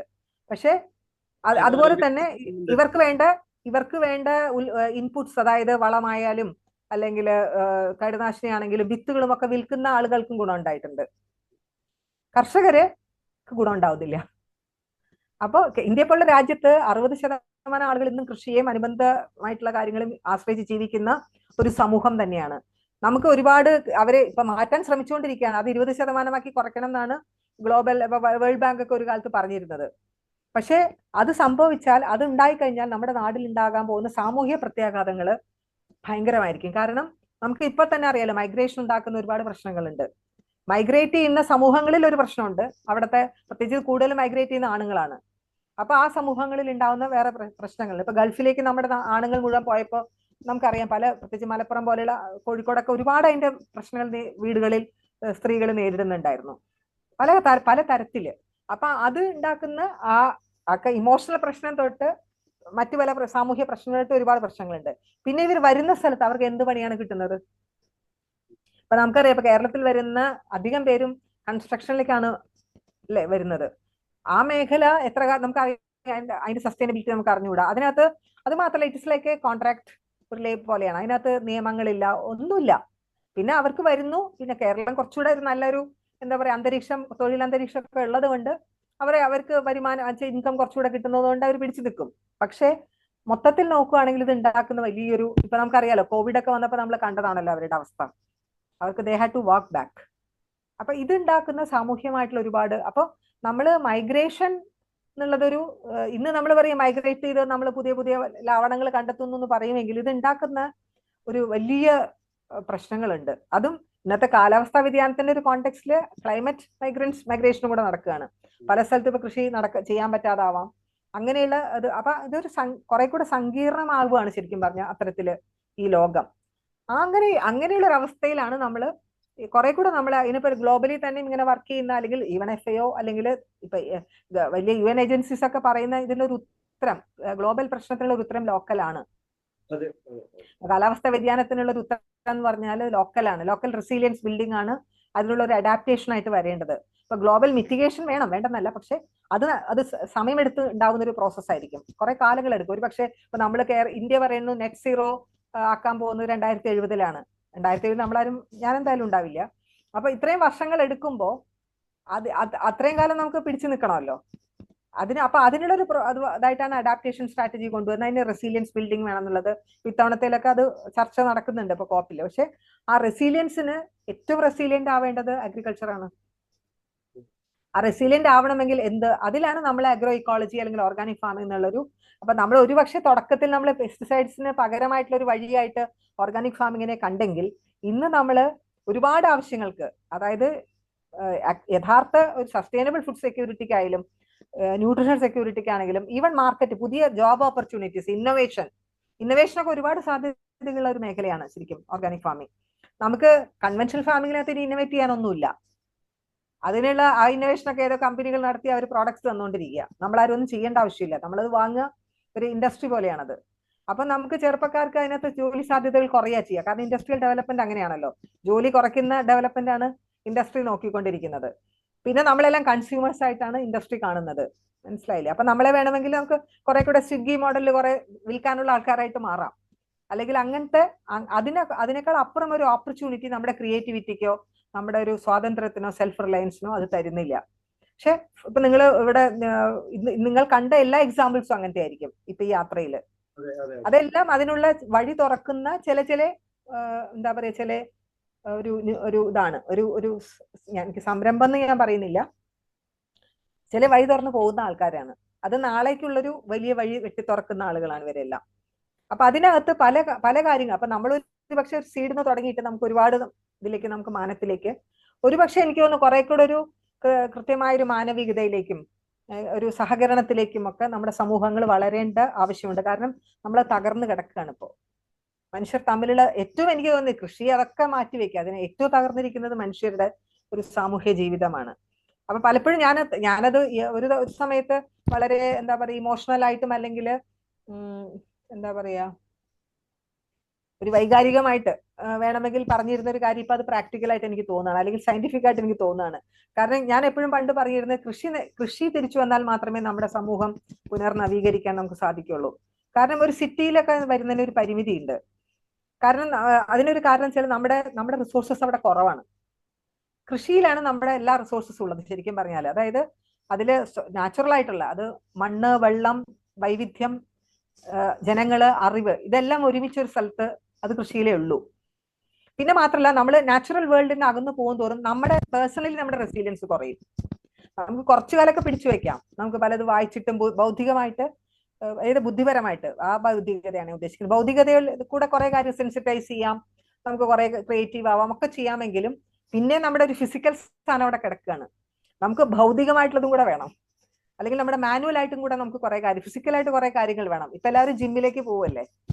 അപ്പൊ ഫിസിക്കലായിട്ടുള്ള, ഞാൻ അതിന് തെറ്റു പറയല്ല, എന്തുകൊണ്ട് അത് ഉണ്ടാവുന്നു എന്നുള്ളതാണ് ഞാൻ പറയുന്നത്. നമുക്ക് ഫിസിക്കലായിട്ട് നമുക്ക് എക്സസൈസ് മനുഷ്യന് ആവശ്യമാണ്. Manual work is very important for us to be same.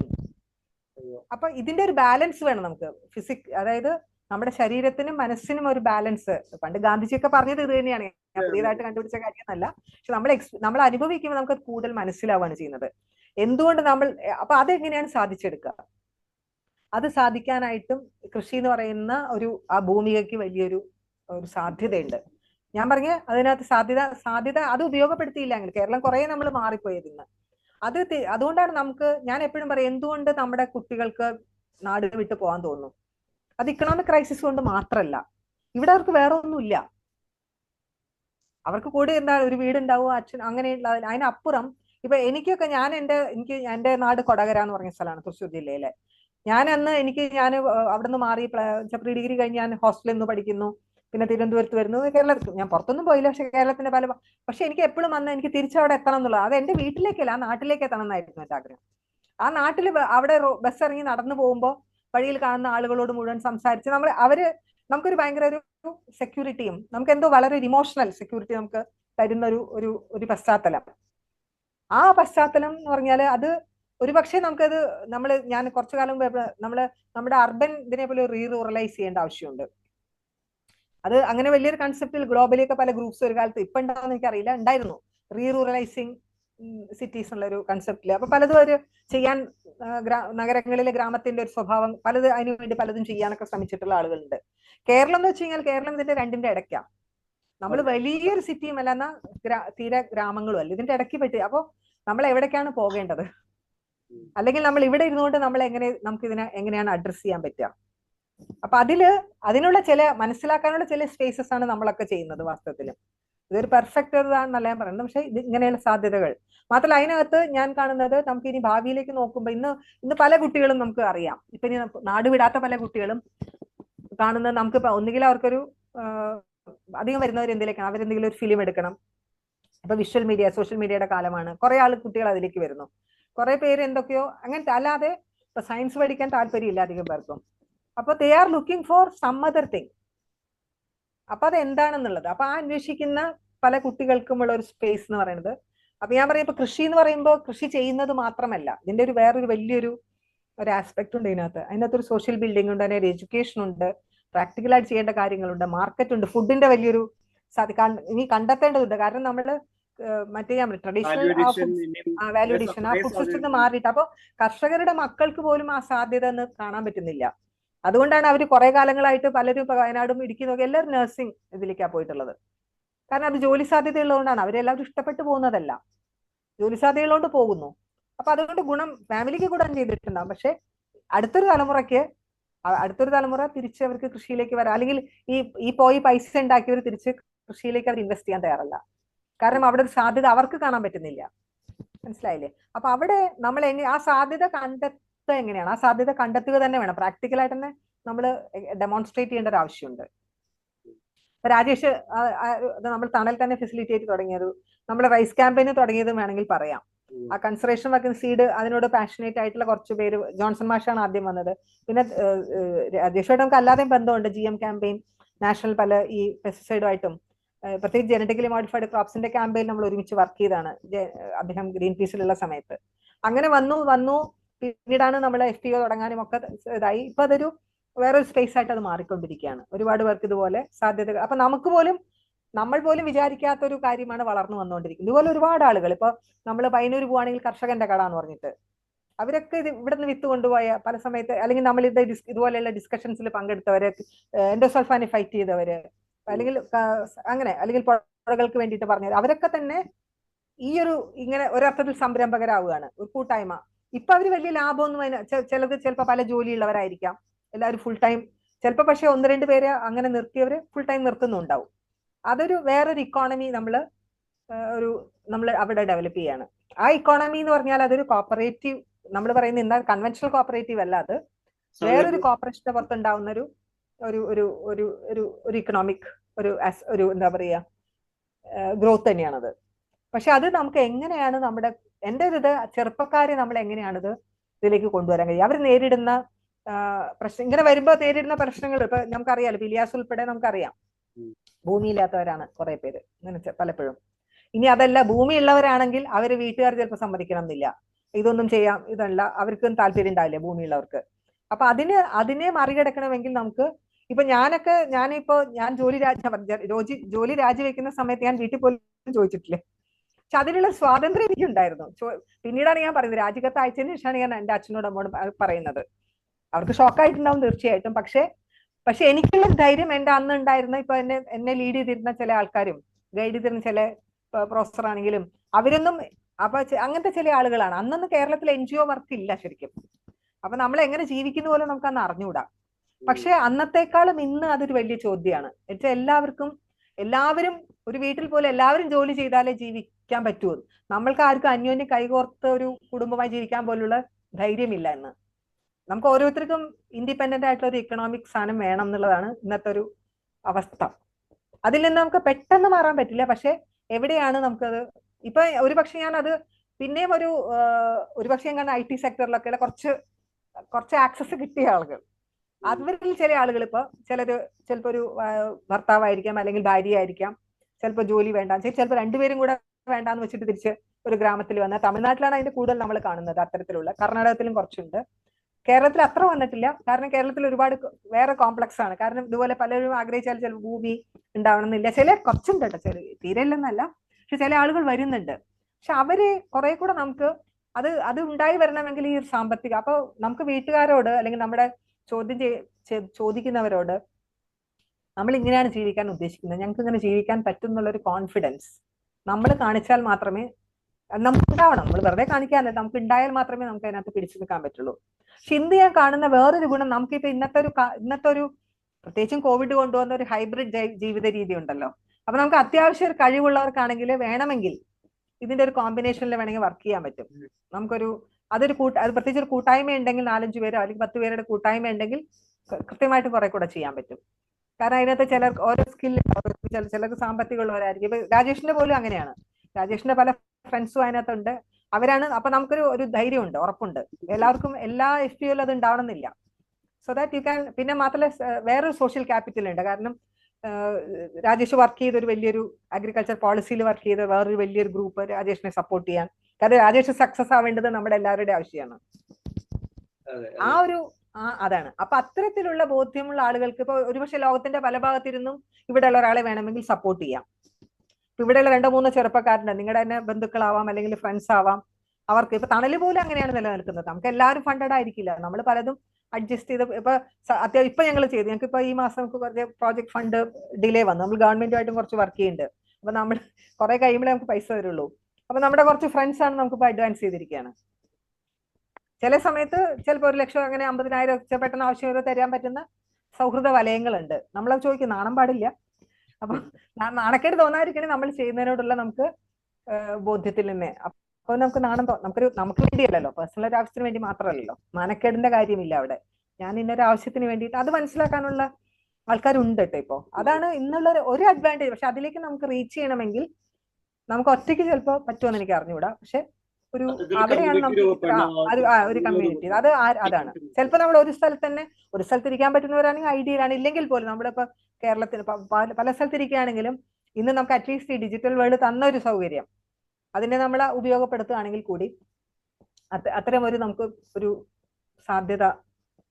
അപ്പൊ അതിനെ ഞാൻ ഇപ്പൊ നമ്മളതിനെ ഓൾട്ടർനേറ്റ് വിളിച്ചിട്ട് ഇതൊരു ഓൾട്ടർനേറ്റ് അല്ല, ഇത് മെയിൻ സ്ട്രീം തന്നെയാണ്.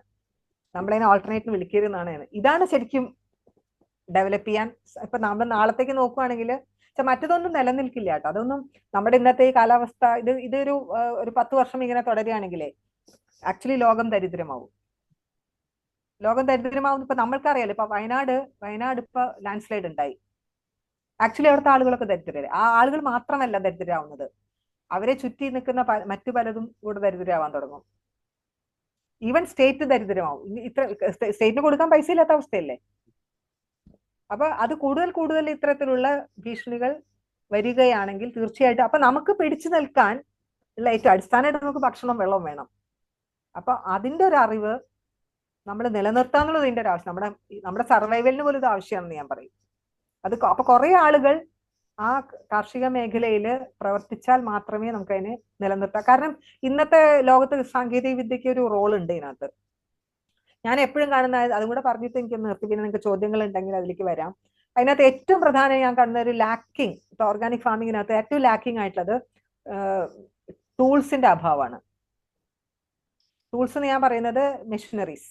ഉം. ഇപ്പൊ പ്രത്യേകിച്ചും കേരളത്തില് നമ്മുടെ കേരളം എന്ന് പറഞ്ഞാൽ ഭയങ്കര മഴ കൂടുതലുള്ള ഒരു പ്രദേശമാണ്, ചളി മണ്ണ് കൂടുതലുള്ള ഒരു പ്രദേശമാണ്. ഇപ്പൊ വയനാടൊക്കെ നോക്കിയാൽ, അല്ലെങ്കിൽ ഇപ്പൊ കുട്ടനാടായാലും കോളാണെങ്കിലും ഒക്കെ തന്നെ, അപ്പൊ നമുക്ക് ഈ ഡ്രൈ റീജിയൻസിൽ ഉപയോഗിക്കുന്ന പല മെഷീനറി നമുക്ക് ഇവിടെ ഉപയോഗിക്കാൻ പറ്റില്ല.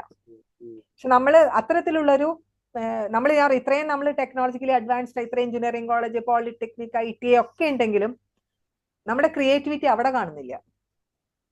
ക്രിയേറ്റീവ് ആളുകൾ നമുക്ക് മറ്റു പലതിലും, ഇപ്പൊ സിനിമയിൽ അല്ലെങ്കിൽ മറ്റു പല മേഖലകളിൽ നമുക്ക് കാണാം, അല്ലെങ്കിൽ ഇത്തരത്തിലുള്ള സംരംഭകത്വത്തിൽ നമുക്കത് കാണാൻ പറ്റും. പക്ഷെ നമ്മൾ മെഷീനറി അടിസ്ഥാനമായിട്ട് വെച്ചാൽ കാർഷിക മേഖലയിൽ ഇപ്പൊ ട്രഡീഷണൽ ഇതിലേക്ക് നോക്കുകയാണെങ്കിൽ എന്തുമാത്രം ടൂൾസും മെഷീനറീസ് നമുക്ക് ഉണ്ടായിരുന്നു. അത് ഏതെങ്കിലും മ്യൂസിയത്തിൽ ഇപ്പൊ ഇരിക്കുന്നുണ്ടാവും. അത് ആദാത് കാലത്തെ ആളുകൾ അന്നത്തെ ആവശ്യത്തിന് വേണ്ടി കണ്ടെത്തിയ ടൂൾസ് ആണ്. പക്ഷെ ഇപ്പൊ കഴിഞ്ഞ ഒരു 100 വർഷം എടുക്കുകയാണെങ്കിൽ നമ്മൾ ടൂൾസിൽ ഒട്ടും ഡെവലപ്പ് ചെയ്തിട്ടില്ല. അതിനൊരു കാരണം നമ്മൾ ഇന്ന് സെൻട്രലൈസ്ഡ് ആയിട്ടുള്ള പർച്ചേസും കാര്യങ്ങളായതുകൊണ്ട് ഇപ്പൊ നമ്മുടെ നാട്ടിലെ കൊല്ലന്മാരുണ്ടാവും, ഇരുമ്പിൽ വർക്ക് ചെയ്യുന്ന ആൾക്കാരുണ്ട്. അവരുടെ ഒരു ടൂള് കർഷകൻ വാങ്ങിയാൽ കർഷകന് സബ്സിഡി കിട്ടില്ല. കൃഷി വകുപ്പ് അക്രഡിറ്റ് ചെയ്ത ഒരു ഏജൻസിയിൽ നിന്ന് വാങ്ങിയാലേ സബ്സിഡി കിട്ടുള്ളൂ. അപ്പൊ നമ്മൾ ഈ സബ്സിഡി ഡിപ്പെൻഡന്റ് ആയിട്ടുള്ള ഒരു കർഷക സമൂഹത്തിനെ വാർത്തെടുത്തത് കൊണ്ട് അവര് മറ്റൊന്നും ചിന്തിക്കുന്നുമില്ല. അപ്പൊ അതുകൊണ്ടുണ്ടാവുന്ന നഷ്ടം അവർ കണക്കിലെടുക്കുന്നില്ല. മനസ്സിലായില്ലേ? ഇപ്പൊ അവിടെയാണ് ഇപ്പൊ അപ്പൊ കൃഷി അപ്പൊ ഞാൻ ഈ ഓർഗാനിക് ഫാമിംഗ് എന്ന് പറയുമ്പോൾ ഒരു കുറെ കെമിക്കൽസ്, അതായത് പെസ്റ്റിസൈഡും ഫെർട്ടിലൈസറും മാറ്റി ഒരു ബയോളജിക്കൽ ആയിട്ടുള്ള കൺട്രോളിലേക്ക് കൊണ്ടുവരാന്നുള്ളത് മാത്രമല്ല, you have to redesign farming. അപ്പൊ അതിൽ ഒരുപാട് ക്രിയേറ്റിവിറ്റി വേണം, കുറെ സയൻസിന്റെ നോളജ് വേണം, ഇത്തരത്തിലുള്ള ഡെവലപ്പ് ചെയ്യാൻ കഴിവുള്ള ആളുകൾ വേണം. അപ്പൊ റീഡിസൈനിങ് ആൻഡ് റീ എൻവിഷനിങ്. അപ്പോൾ ഞാൻ കഴിഞ്ഞ ദിവസം പാലക്കാട് കൃഷി ഓഫീസർമാരുമായിട്ട് ഒരു സംവാദം ഉണ്ടായി. അവര് പ്രോജക്റ്റ് ഒക്കെ നടപ്പാക്കുന്നുണ്ട് ഓർഗാനിക് ഫാമിംഗ്, അവർക്ക് ഒരു പിടിയില്ല. അപ്പൊ ഞാൻ പറഞ്ഞു, നിങ്ങൾ ഇത് വന്ന വഴിയിലൂടെ ചിന്തിച്ചു കഴിഞ്ഞാൽ നിങ്ങൾക്കൊരു ഉത്തരം ഉണ്ടാവില്ല. നമ്മൾ ഔട്ട് ഓഫ് ദ ബോക്സ് ചിന്തിക്കണം എന്ന് പറയുമല്ലോ. അപ്പൊ ഞാൻ പറയും, നമ്മൾ ചിന്തിക്കേണ്ട അതാണ്. നമ്മളിപ്പോ ഒരുപാട് ഞാൻ ഈ പറഞ്ഞ കാര്യങ്ങളൊക്കെ തന്നെ അവരോടും സംസാരിച്ചു. നമ്മുടെ ഇന്നത്തെ പ്രശ്നം എന്താണ് കേരളം നേരിടുന്നത്? നമ്മൾ ആവശ്യത്തിന് ഉൽപ്പാദിപ്പിക്കുന്നില്ല ഭക്ഷണം. നമുക്ക് കിട്ടുന്ന ഭക്ഷണം മുഴുവനും പോയ്സണസ് ആയിട്ടുള്ള, അത് പെസ്റ്റിസൈഡ് മാത്രമല്ല, ഹെവി മെറ്റൽസ് പലതും ഉണ്ട് അതിനകത്ത്. പിന്നെ മൈക്രോ പ്ലാസ്റ്റിക്സ് വരെ ഉണ്ട്. ഇതിനെ പിന്നെ നമ്മൾ ഡൈവേഴ്സിറ്റി വളരെ കുറഞ്ഞിട്ടുണ്ട്. അപ്പൊ ഇതിനെ അഡ്രസ് ചെയ്യാനായിട്ട് എന്ത് വേണം നമ്മൾ ചിന്തിക്കണം. അപ്പൊ നമുക്ക് ഡൈവേഴ്സിറ്റി കൂട്ടണം. ഡൈവേഴ്സിറ്റി കൂട്ടിയാലുള്ള ഒരു അഡ്വാൻറ്റേജ്, അതിൽ മാർക്കറ്റിങ്ങിനകത്താണ് പ്രശ്നം വരിക. കാരണം വ്യത്യസ്ത വിളകൾ ചെയ്യുമ്പോൾ എവിടെ മാർക്കറ്റ് ചെയ്യും എന്നുള്ളൊരു ചോദ്യം. കാരണം അതുകൊണ്ട് എന്തുകൊണ്ടാണ് വാഴകൃഷി എല്ലാവരും ചെയ്തുകൊണ്ടിരിക്കുന്നത്? അത് മാർക്കറ്റ് ചെയ്യാൻ എളുപ്പമാണ്. അല്ലെങ്കിൽ ഇഞ്ചി മാത്രം ചെയ്താൽ മാർക്കറ്റ് ചെയ്യാൻ എളുപ്പം. ചിലപ്പോൾ ഭയങ്കര നഷ്ടം വരും, പക്ഷെ എന്നാലും ഒരുവിധം പിടിച്ചു നിൽക്കും. നഷ്ടം വരുന്ന വർഷങ്ങൾ കുറവാണ്, എങ്കിലും പൊതുവിൽ അവർക്ക് മോഡറേറ്റ് ആയിട്ട് അവർക്ക് മാർക്കറ്റ് ചെയ്ത് കൊണ്ടുപോകാൻ പറ്റും. പക്ഷെ അതേ സ്ഥലത്ത് തന്നെ നമ്മൾ 4-5 വിളകൾ ചെയ്തു കഴിഞ്ഞാൽ അതപ്പോ വോളിയം കുറയും. അപ്പൊ അതിനെ മാർക്കറ്റ് ചെയ്യുമ്പോൾ അതിനെ എക്കണോമിക്കലാക്കുന്ന എന്താണ്? ഇതിലൊക്കെ ആക്ച്വലി MBA-കാരൊക്കെ വർക്ക് ചെയ്യേണ്ടതാണ്, ഫൈനാൻസ് പഠിച്ചവർ വർക്ക് ചെയ്യേണ്ടതാണ്. ആ ഹെൽപ്പൊക്കെ കർഷകർക്ക് ഇത്തരം കൂട്ടായ്മകളിൽ ഉണ്ടാവണം. കാരണം വെറുതെ നമുക്ക് ഇമോഷണൽ ആയിട്ടും അല്ലെങ്കിൽ എന്താ പറയാ സ്വപ്നതുല്യമായിട്ടും ചിന്തിച്ചാൽ മാത്രം പോരാ, പ്രാക്ടിക്കലായിട്ട് ഇത്തരം കാര്യങ്ങളിൽ. കാരണം അതിനുള്ള കഴിവ് ഇപ്പൊ നമ്മൾ ഗ്ലോബൽ ഒരു സിനാരിയോയിലാണ് നമ്മൾ ഇരിക്കുന്നത്. നമ്മുടെ കുട്ടികളൊക്കെ അപ്പൊ അതിനെ ഇപ്പൊ ഈവൻ നമ്മൾ ഒരു ഡിജിറ്റൽ വേൾഡിന് നമുക്ക് എങ്ങനെയാണ് അതിനെ ഉപയോഗപ്പെടുത്താൻ പറ്റുക? നമ്മൾ ഡിജിറ്റൽ എന്ന് പറഞ്ഞാൽ ഇപ്പൊ കമ്പനികൾ ചിന്തിച്ച് അവർ നേരിട്ട് കർഷകർക്ക് നിർദ്ദേശം കൊടുക്കുന്നതാണ് അവർ ചിന്തിക്കുന്നത്. കാരണം അവരുടെ പ്രോഡക്റ്റ് അവർക്ക് വിൽക്കണം. അപ്പൊ അതിനുവേണ്ടി അവര് വെതർ മോണിറ്ററിങ്ങും ചെയ്യും, അവർ ഇന്നത് ഉപയോഗിക്കാൻ പറയും, കർഷകർ അത് കേട്ട് ചെയ്യാൻ തുടങ്ങും. പക്ഷെ പകരം ഒരു ഓൾട്ടർനേറ്റ് നമ്മൾ ഓൾട്ടർനേറ്റ് മുമ്പോട്ട് വയ്ക്കുന്നില്ല. അപ്പൊ ഇവർ ചെയ്യുന്നുണ്ടല്ലോ, രാജേഷ് ചെറിയ വളരെ മൈക്രോ സാധനമാണ് അവരുടെ ഒരു എക്സ്റ്റൻഷൻ എന്ന് പറഞ്ഞ് ചെയ്യുന്നത്. ഇത് നമുക്ക് അത്തരം കൂട്ടായ്മകൾ നമുക്ക് വേണമെങ്കിൽ ഉണ്ടാക്കിയെടുക്കാം. അതിന്റെ ഒരു നെറ്റ്വർക്ക് നമുക്ക് ബിൽഡ് ചെയ്യാം. അപ്പൊ ഞാൻ പറയുന്നത് ചെറിയ ചെറിയ ഇത്തരം കൂട്ടായ്മകൾ നമ്മുടെ ഒരു പഞ്ചായത്തിൽ ഒരു കൂട്ടായ്മ നമുക്ക് ഉണ്ടാക്കാൻ പറ്റിയാൽ, അങ്ങനെ ഞാൻ പറയുകയാണെങ്കിൽ 1000 പഞ്ചായത്ത് ഉണ്ട് കേരളത്തില്. പിന്നെ നമ്മൾ തിരിഞ്ഞു നോക്കണ്ട, കേരളം നിലനിൽക്കും. ചെറിയൊരു പക്ഷെ അത് ഉണ്ടാക്കിയെടുക്കാൻ പറ്റുമോ? ഞാനത് നമ്മുടെ ഒരു ആംബിഷൻ ആയിട്ട് നമ്മൾ കാണുന്നത് ഞാൻ പറയുന്നത്. അതാണ്. അപ്പൊ നമുക്ക് ചില ടാർഗറ്റ്സ് വെക്കണം. നമുക്ക് നമ്മുടെ അതിനകത്ത് വ്യക്തിപരമായിട്ട് സന്തോഷം കിട്ടണമായിട്ട് വെറുതെ ഇങ്ങനെ ഞാൻ പറയും മെക്കാനിക്കലായിട്ട് ചെയ്യാന്നുള്ളതല്ല. അപ്പൊ അത് നമ്മുടെ ജീവിതവും ആകണം. ആ നമ്മുടെ ജീവിതത്തിനപ്പുറം നമ്മൾ വേറൊരു, ഞാൻ പറയട്ടെ, ഇപ്പൊ നമ്മളൊരു 100 വർഷം മുമ്പോ അല്ലെങ്കിൽ 200 വർഷം മുമ്പോ പല ആളുകളും ചിന്തിച്ചതിന്റെ ഇതിലാണ് അവരുണ്ടാക്കിയ ഒരു സ്വപ്നത്തിലാണ് നമ്മൾ ഇന്ന് ജീവിക്കുന്നത്. ഇത് വെറുതെ ഉണ്ടായതല്ലല്ലോ. അതിനകത്ത് എക്സ്പ്ലോയിറ്റേഷന്റെ കണമുണ്ട്. പക്ഷെ കുറെ ആളുകൾ നമുക്ക് മനുഷ്യന് കുറെ കൂടെ സുന്ദരമായി ജീവിക്കണം എന്നുള്ളൊരു ലോകം കണ്ടിട്ട് തന്നെയാണ് ഇങ്ങനെ ഒരു ലോകം ഉണ്ടാക്കിയിട്ടുള്ളത്. പക്ഷെ അതിൽ കുറെ പ്രശ്നങ്ങൾ നമ്മളിന്ന് കൂടുതൽ പ്രശ്നങ്ങൾ കൂടുകയാണ്. അതില് ആ സ്വപ്നം കഴിഞ്ഞപ്പോൾ അല്ലെങ്കിൽ അതിന്റെ ഗുണങ്ങൾ മാറി കൂടുതൽ പ്രത്യേകിച്ചും സാധാരണ ആൾക്കാർക്ക് വളരെ കൂടുതലാണ് ആ പ്രത്യാഘാതം. കുറച്ചുകൂടെ കഴിയുമ്പോൾ എല്ലാവരെയും ബാധിക്കാൻ തുടങ്ങും. പിന്നെ ഒരുപക്ഷെ ആസ് എ സ്പീഷീസ് നമ്മുടെ സർവൈവലിന് പോലും അത് ഭീഷണിയാവാം. അപ്പൊ നമ്മുടെ survival, human species as survival നമ്മൾ എങ്ങനെയാണ്, അതൊരു ലോങ് ടേം ആണെങ്കിൽ അതിന്റെ അവിടുന്ന് താഴോട്ട് വരികയാണെങ്കിൽ നമ്മൾ എങ്ങനെയാണ് അതിലേക്ക് എത്താൻ പറ്റുക, നമ്മുടെ ഓരോരുത്തരുടെയും ജീവിതങ്ങൾ നമ്മൾ എങ്ങനെ അതിലേക്ക് എത്തിക്കാൻ പറ്റും. അപ്പൊ നമ്മളിന്ന് തുടങ്ങിയാൽ നമുക്കത് അച്ചീവ് ചെയ്യാനൊന്നും പറ്റില്ല. പക്ഷെ നമ്മുടെ അടുത്ത തലമുറ നമ്മളിൽ നിന്ന് എങ്ങനെ ഇൻസ്പയർഡ് ആവും നമ്മളുടെ, അല്ലെങ്കിൽ ഇപ്പൊ ഗാന്ധിജി ഇത്രയും കാലം മരിച്ചും ഇത്രയും കാലം കഴിഞ്ഞിട്ടും നമുക്ക് ഇപ്പോൾ ഒരു ഇൻസ്പിറേഷൻ തരുന്നുണ്ട്. നമ്മളിൽ എത്ര പേർക്ക് അങ്ങനെ ഒരു ഇൻസ്പിറേഷൻ കൊടുക്കാൻ പറ്റും നമ്മുടെ കുട്ടികൾക്ക്, നമ്മുടെ വരുന്ന തലമുറയ്ക്ക് ഇല്ലേ? ഇപ്പൊ നമ്മാൾവർ എന്ന് പറഞ്ഞിട്ട് നമ്മുടെ തമിഴ്നാട്ടിൽ ഞങ്ങളുടെ ഒരു അദ്ദേഹം ഉണ്ടായിരുന്നു. അദ്ദേഹം മരിച്ചു. അദ്ദേഹം വളരെ അദ്ദേഹം പോയത് നമുക്ക് നഷ്ടമാണ്. അദ്ദേഹം എപ്പോഴും അദ്ദേഹത്തിനോട് ചോദിക്കും, നമ്മാൾവറിനോട് മീഡിയക്കാരൊക്കെ ചോദിക്കൂല വന്നിട്ട്, നിങ്ങളുടെ എന്താണ് സ്വപ്നം, അല്ലെങ്കിൽ നിങ്ങൾക്ക് എന്താണ്. അപ്പൊ അങ്ങേര് പറയും, എന്റെ ആഗ്രഹം 1000 നമ്മാൾവർ ഇവിടെ ഉണ്ടാവണം. അങ്ങേര് പേര് പൊന്തി നിൽക്കണം എന്നല്ല, അങ്ങനെ ഇവിടെ അങ്ങനെ 1000 നമ്മാൾവർ ഉണ്ടാവണം. അപ്പൊ അതുപോലെ അത്തരത്തിലുള്ള ചില പ്രതീകങ്ങളായിട്ടും നമുക്ക്, ഞാൻ പറയാം, ആ സ്കെയിലൊന്നും ഇല്ലെങ്കിൽ പോലും നമ്മളിൽ നിന്ന് ഇൻസ്പിറേഷൻ കൊണ്ട്, ഇപ്പൊ നമ്മുടെ മക്കൾ പോലും, ഞാൻ എപ്പോഴും വിചാരിക്കും, നമ്മളൊക്കെ വളരുമ്പോൾ നമ്മുടെ അല്ലെങ്കിൽ ഒരു സ്കൂളിലെ ടീച്ചർ ആയിരിക്കാം, അല്ലെങ്കിൽ ആരൊക്കെയോ നമ്മൾ ഇൻസ്പയർ ചെയ്തിട്ടുണ്ട് ഇല്ല. ഇപ്പൊ ഞാനെപ്പോഴും പ്രൊഫസർ ജോൺസി, ഇന്ന് അങ്ങനെ ഒരു അധ്യാപകനുണ്ട്, അല്ലെങ്കിൽ അങ്ങനത്തെ ആളുകൾ നമ്മുടെ സമൂഹത്തിൽ കുറഞ്ഞു വരികയല്ലേ. അപ്പൊ നമ്മുടെ കുട്ടികൾക്ക് എങ്ങനെയാണ് അവരാരെയാണ് മോഡൽ ചെയ്യുക? അവരാരെയും മോഡൽ ചെയ്യുന്നില്ല. അല്ലെങ്കിൽ പണ്ടൊക്കെ കുറെ സിനിമാക്കാരെ അല്ലെങ്കിൽ അങ്ങനത്തെ ആൾക്കാരെ മോഡൽ ചെയ്തിരുന്നു. ഇപ്പൊ അതും ഇല്ലാന്ന് എനിക്ക് തോന്നുന്നത്. മോഡൽ ചെയ്യാനൊന്നുമില്ല. അപ്പൊ അങ്ങനെയുള്ള അതുപോലും നമ്മൾ ആലോചിക്കണം എന്ന് ഞാൻ പറയും. നമുക്ക് എങ്ങനെയാണ് നമുക്ക് സെൽഫായിട്ട് നമുക്ക് സ്വയം ഒരു ഇൻസ്പിറേഷൻ വേണം. ആദ്യം നമുക്കൊരു പാഷൻ വേണം. പാഷൻ എന്നുള്ള വാക്ക് തന്നെ ഞാൻ ഉപയോഗിക്കും. ആ പാഷൻ നമുക്കുണ്ടാകുന്ന ഒരു പാഷനിൽ നിന്നാണ് നമുക്കത് ഒരു ആശയമായിട്ടോ അല്ലെങ്കിൽ പ്രവൃത്തിയിലേക്കോ, അതിലേക്കാണ്. ഇപ്പൊ എനിക്ക് അംബ്രോസിനെ എനിക്ക് എത്രയോ കാലമായിട്ട് അറിയാം. അംബ്രോസ് ഇതൊന്നും വർക്ക് ചെയ്യുന്നതിന് മുമ്പ് ഒരു ഗാന്ധിയനായിട്ട് ഞങ്ങൾ അവിടെ അവിടുത്തെ കുട്ടികൾക്ക് ഒരുപാട് പ്രോഗ്രാംസ് നമ്മൾ ചെയ്യുമായിരുന്നു, പരിസ്ഥിതിയായിട്ട് ബന്ധപ്പെട്ട് ക്ലാസ്സുകളൊക്കെ എടുക്കാൻ പോയി. അതിൽ നിന്നാണ് പിന്നീട് ജേക്കബ് വടക്കഞ്ചേരി ആയിട്ട് ഒരുമിച്ച് ഈ അരുവി കുരുവി പൂങ്കുരി തുടങ്ങിയതിൽ നിന്നാണ് പിന്നീടാണ് അദ്ദേഹത്തിന്റെ ഒരു വളർച്ച. പക്ഷെ അദ്ദേഹം വളരെ ചെറിയൊരു ഇതാണ് അവർ നടത്തുന്നത്. പക്ഷെ അത് അദ്ദേഹം അവർക്ക് നമുക്ക് അവിടെ പോകാൻ തോന്നുന്നതാണ്, അവരത് എൻജോയ് ചെയ്തിട്ട് അവരിങ്ങനെ ചിന്തിച്ചും അപ്പൊ ഒരു വേറെ തരം ഒരു നമ്മൾ ആഗ്രഹിക്കുന്ന ഒരു ജീവിതം, അല്ലെങ്കിൽ അങ്ങനെ നമുക്കതാണല്ലോ, നമ്മളൊരു അവിടെ സ്നേഹം ഉണ്ടാവും, സഹകരണം ഉണ്ടാവും, നമുക്ക് ക്രിയേറ്റീവ് സ്പേസ് ഉണ്ട്. നമ്മൾ ഭയങ്കര പെർഫെക്റ്റ് ഒരു ഹാം ചെയ്യാതെ ജീവിക്കാൻ പറ്റുന്ന ഒരു സാഹചര്യം നമുക്കുണ്ട്. നമ്മൾ പറഞ്ഞു കൊടുക്കാൻ ശ്രമിക്കുന്നു. ഒരുപാട് കാര്യങ്ങൾ അവിടെ നടപ്പാക്കുകയാണത്. അപ്പൊ നമ്മുടെ ഏത് വീട്ടിലും നമുക്ക് ചെയ്യാവുന്നതേ ഉള്ളൂ. സത്യം പറഞ്ഞാല് ഒരുപക്ഷെ ഒരു കാലത്ത് ഇങ്ങനെയായിരിക്കും നമ്മൾ ജീവിച്ചിട്ടുണ്ടാവുക. നമ്മുടെ മുൻ തലമുറകൾ ഒരു 2-3 തലമുറ മുമ്പ് അങ്ങനെയായിരിക്കും. പക്ഷെ അവർ ജീവിച്ചെങ്കിലും അത് ട്രാൻസ്ലേറ്റ് ചെയ്യാൻ, അല്ലെങ്കിൽ ഇപ്പൊ കഴിഞ്ഞ കുറച്ചു കാലങ്ങളായിട്ട് അതിലൊരു ഡിസ്കണക്ട് വന്നിട്ടുണ്ട്. അത് ട്രാൻസ്ലേറ്റ് ചെയ്യാൻ അതേപോലെ പറഞ്ഞാൽ ഇപ്പോഴത്തെ കുട്ടി ചിലപ്പോൾ ബോറടിക്കും അവർക്ക്. അല്ലെങ്കിൽ നമ്മൾ എന്താണ് ഫ്ലാഷ് ബാക്ക് ആണെന്ന് പറഞ്ഞ് നമ്മളെ തള്ളിക്കളയാം. പക്ഷെ അത് ചിലപ്പോൾ പുതിയ രീതിയിൽ അവതരിപ്പിക്കേണ്ടി വരും. മനസ്സിലായില്ല?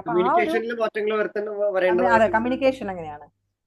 അപ്പൊ അതില് നിങ്ങൾക്കൊക്കെ കുറച്ചുകൂടെ ചെറുപ്പക്കാർക്ക് കുറച്ചുകൂടെ ചിലപ്പോൾ അതിനകത്ത് കോൺട്രിബ്യൂട്ട് ചെയ്യാൻ പറ്റും. അപ്പൊ അങ്ങനെ കുറെ സാധ്യതകൾ, ഞാൻ പറയണത് എനിക്ക് തോന്നുന്നു ഇതിലേക്കൂടെ വന്നതിൽ സാധ്യതകൾ തന്നെ ആയിരിക്കും. കാരണം അത്രയും ലോകം മാറുമ്പോൾ, വളരെ നാശത്തിലേക്ക് പോകുമ്പോൾ അതിനെ പിടിച്ചു നിർത്താനുള്ള ഒരു വലിയ ഒരു ശ്രമമാണ് നമ്മൾ ചെയ്യുന്നത്. 2ാം ദിവസം മീനച്ചലില് പോയപ്പോ അവിടെ നമ്മൾ അഭിയേട്ടന്റെ സുഹൃത്തായ ഒരു മനു ഏട്ടൻ പറഞ്ഞ കാര്യമുണ്ട്. അതായത് ഇവിടെ ഓരോ തവണ പ്രശ്നം ഉണ്ടാവുമ്പോഴും മലയിടിച്ചിൽ ഉണ്ടാവുമ്പോഴും അതിനെ അവര് നോക്കിക്കാണുന്നത് മുൻപത്തെക്കാളും സുന്ദരമായൊരു സംഗതി സൃഷ്ടിക്കാനുള്ള ഒരു അവസരമായിട്ടാണ്. അപ്പൊ ആ രീതിക്ക് തന്നെ പലവിധ ഓപ്പർച്യൂണിറ്റീസ് തന്നെയാണ് ഈ പ്രൈസസ് നമ്മളെ മുന്നോട്ട് വെക്കുന്നത്. നമുക്ക് അവിടെ ഒരു പോസ് എടുത്തിട്ട് കൂടുതൽ ചോദ്യങ്ങൾ ഉണ്ടെങ്കിൽ. അതെ, ചോദ്യങ്ങൾ ഒരു സെക്കൻഡ്, ഞാൻ ഇലിയാസ് വിളിക്കുന്നുണ്ട്. ഓക്കെ, എടുത്തോട്ടെ. അപ്പൊ നമുക്ക് ചോദ്യങ്ങള് നമുക്ക് ഇമെയിൽ ആയിട്ടും അയക്കാം, അല്ലെങ്കിൽ ഇല്ലെങ്കിൽ നിങ്ങൾ ഇതുപോലെ ഒരു ഓൺലൈൻ നമുക്ക് സെഷൻ വേണമെങ്കിൽ പിന്നീടും ചെയ്യാം. ഞാൻ നിങ്ങൾ പറ്റുമെങ്കിൽ ഞങ്ങൾ 30-ാം തീയതി നമ്മൾ കുറെ ആളുകൾ തൃശ്ശൂർ ഒത്തുകൂടുന്നുണ്ട്. അപ്പൊ ആർക്കെങ്കിലും പങ്കെടുക്കാം. അതൊരു സ്പെസിഫിക് ക്യാമ്പയിന് വേണ്ടിയിട്ടാണ്, ജനറ്റിക്കലി മോഡിഫൈഡ് ക്രോപ്സിന്റെ ഒരു പശ്ചാത്തലത്തിൽ. പക്ഷെ നമ്മൾ ആലോചിക്കുന്നത് കേരളത്തിൽ ഈ ഫുഡ് സിസ്റ്റം നമുക്കൊരു വലിയൊരു ക്യാമ്പയിൻ ആയിട്ട് ബിൽഡ് ചെയ്യണം. കാരണം ഫുഡിനെ കുറിച്ചാണ് കേരളത്തിലെ ആളുകൾ മനസ്സിലാക്കിയാലേ നമുക്ക് അഗ്രികൾച്ചർ നന്നാക്കാൻ പറ്റുള്ളൂ. അപ്പൊ അതിന്റെ ഒരു തുടക്കമായിട്ടും ഇതൊരു നമുക്ക് സ്പെസിഫിക്കലി ഇപ്പൊ നാഷണലി ഒരു പ്രശ്നം, ഒരു സുപ്രീം കോടതി വിധി വന്നിട്ടുണ്ട്. അതിന്റെ തുടർച്ചയായിട്ട് നമുക്ക് കുറെ കാര്യങ്ങൾ ചെയ്യേണ്ടതുണ്ട്. അതിന് വേണ്ടിയിട്ടാണ് പറ്റുമെങ്കിൽ വരിക. അല്ലെങ്കിൽ നമുക്ക് ഇതുപോലെ ഒരു ഓൺലൈൻ ഒരു ദിവസം നിങ്ങൾ അത് ആഷിക്ക് പറഞ്ഞാൽ മതി. അത് കോർഡിനേറ്റ് ചെയ്യാം. തീർച്ചയായിട്ടും എന്തായാലും ഡീറ്റെയിൽസ് പങ്കുവയ്ക്കാം. ഓക്കെ. അപ്പൊ ഇന്നതൊരു ഇതായിപ്പോയി. അവര് കുറച്ച് ഞാൻ നോക്കുമ്പോൾ ലിങ്ക് ഒന്നും അയച്ചിട്ടുണ്ടായിരുന്നില്ല. പക്ഷെ ഇപ്പൊ 1 മണിക്കൂറായില്ല. അതിന്റെ ഇടയ്ക്ക് അവർ ലിങ്ക് അയച്ചു. അതാണ് ഇപ്പൊ വിളിച്ചുകൊണ്ടിരിക്കുന്നത്. ഓക്കെ. എന്തായാലും വളരെ സന്തോഷം നിങ്ങളെ കണ്ടതില്. നേരിട്ട് കാണണം എന്ന് ആഗ്രഹമുണ്ട്. നിങ്ങൾ എപ്പോഴെങ്കിലും തൃശ്ശൂർ ഞാൻ വരുമ്പോ കാണാം. തൃശ്ശൂർ ഞാൻ കൊടകര ഞങ്ങളൊരു തണലിന്റെ ഒരു പ്രൊഡ്യൂസർ കമ്പനി നമ്മളിപ്പോ തുടങ്ങുകയാണ്. ഒരു കമ്പനി തുടങ്ങി. പക്ഷെ അതിന്റെ ഒരു ഫസ്റ്റ് ഇതായിട്ട് നമ്മൾ ചെറിയ റീറ്റെയിൽ കൊടകര തുടങ്ങുന്നുണ്ട്, ചോല എന്നുള്ള പേരില്. അത് ഡിസംബർ 9-ാം തീയതി ഇനോഗ്രേഷൻ ആണ്. ഞങ്ങൾ തൃശ്ശൂരും കുറച്ചും കൂടെ ആക്ടിവിറ്റീസ് ചെയ്യുന്നുണ്ടാവും ഇതുമായിട്ട് ബന്ധപ്പെട്ട്. എന്റെ ഒരു കസിൻ ബ്രദർ രാജു ബേർഡ് വാച്ചറൊക്കെയാണ്, അവനാണ് അതിന്റെ ഒരു ചാർജ് ഉള്ളത്. അപ്പൊ ഓൾറെഡി കുറെ ഗ്രൂപ്പ്സ് ഉണ്ട് തൃശ്ശൂർ. അപ്പൊ കുറച്ചും കൂടെ തൃശ്ശൂർ ഒന്ന് സജീവാക്കണം നമുക്ക്. അതെ. അപ്പൊ നമുക്ക് തൃശ്ശൂരും ഒന്നും കൂടെ മീറ്റ് ചെയ്യാം. ഞാൻ വിളിക്കുകയും ചെയ്യാം, അറിയിക്കാം. ഓക്കെ. അപ്പൊ തൽക്കാലം ഞാൻ ഇപ്പൊ വിളിച്ചോണ്ടിരിക്കണ്ടവര്. ബൈ. ബൈ.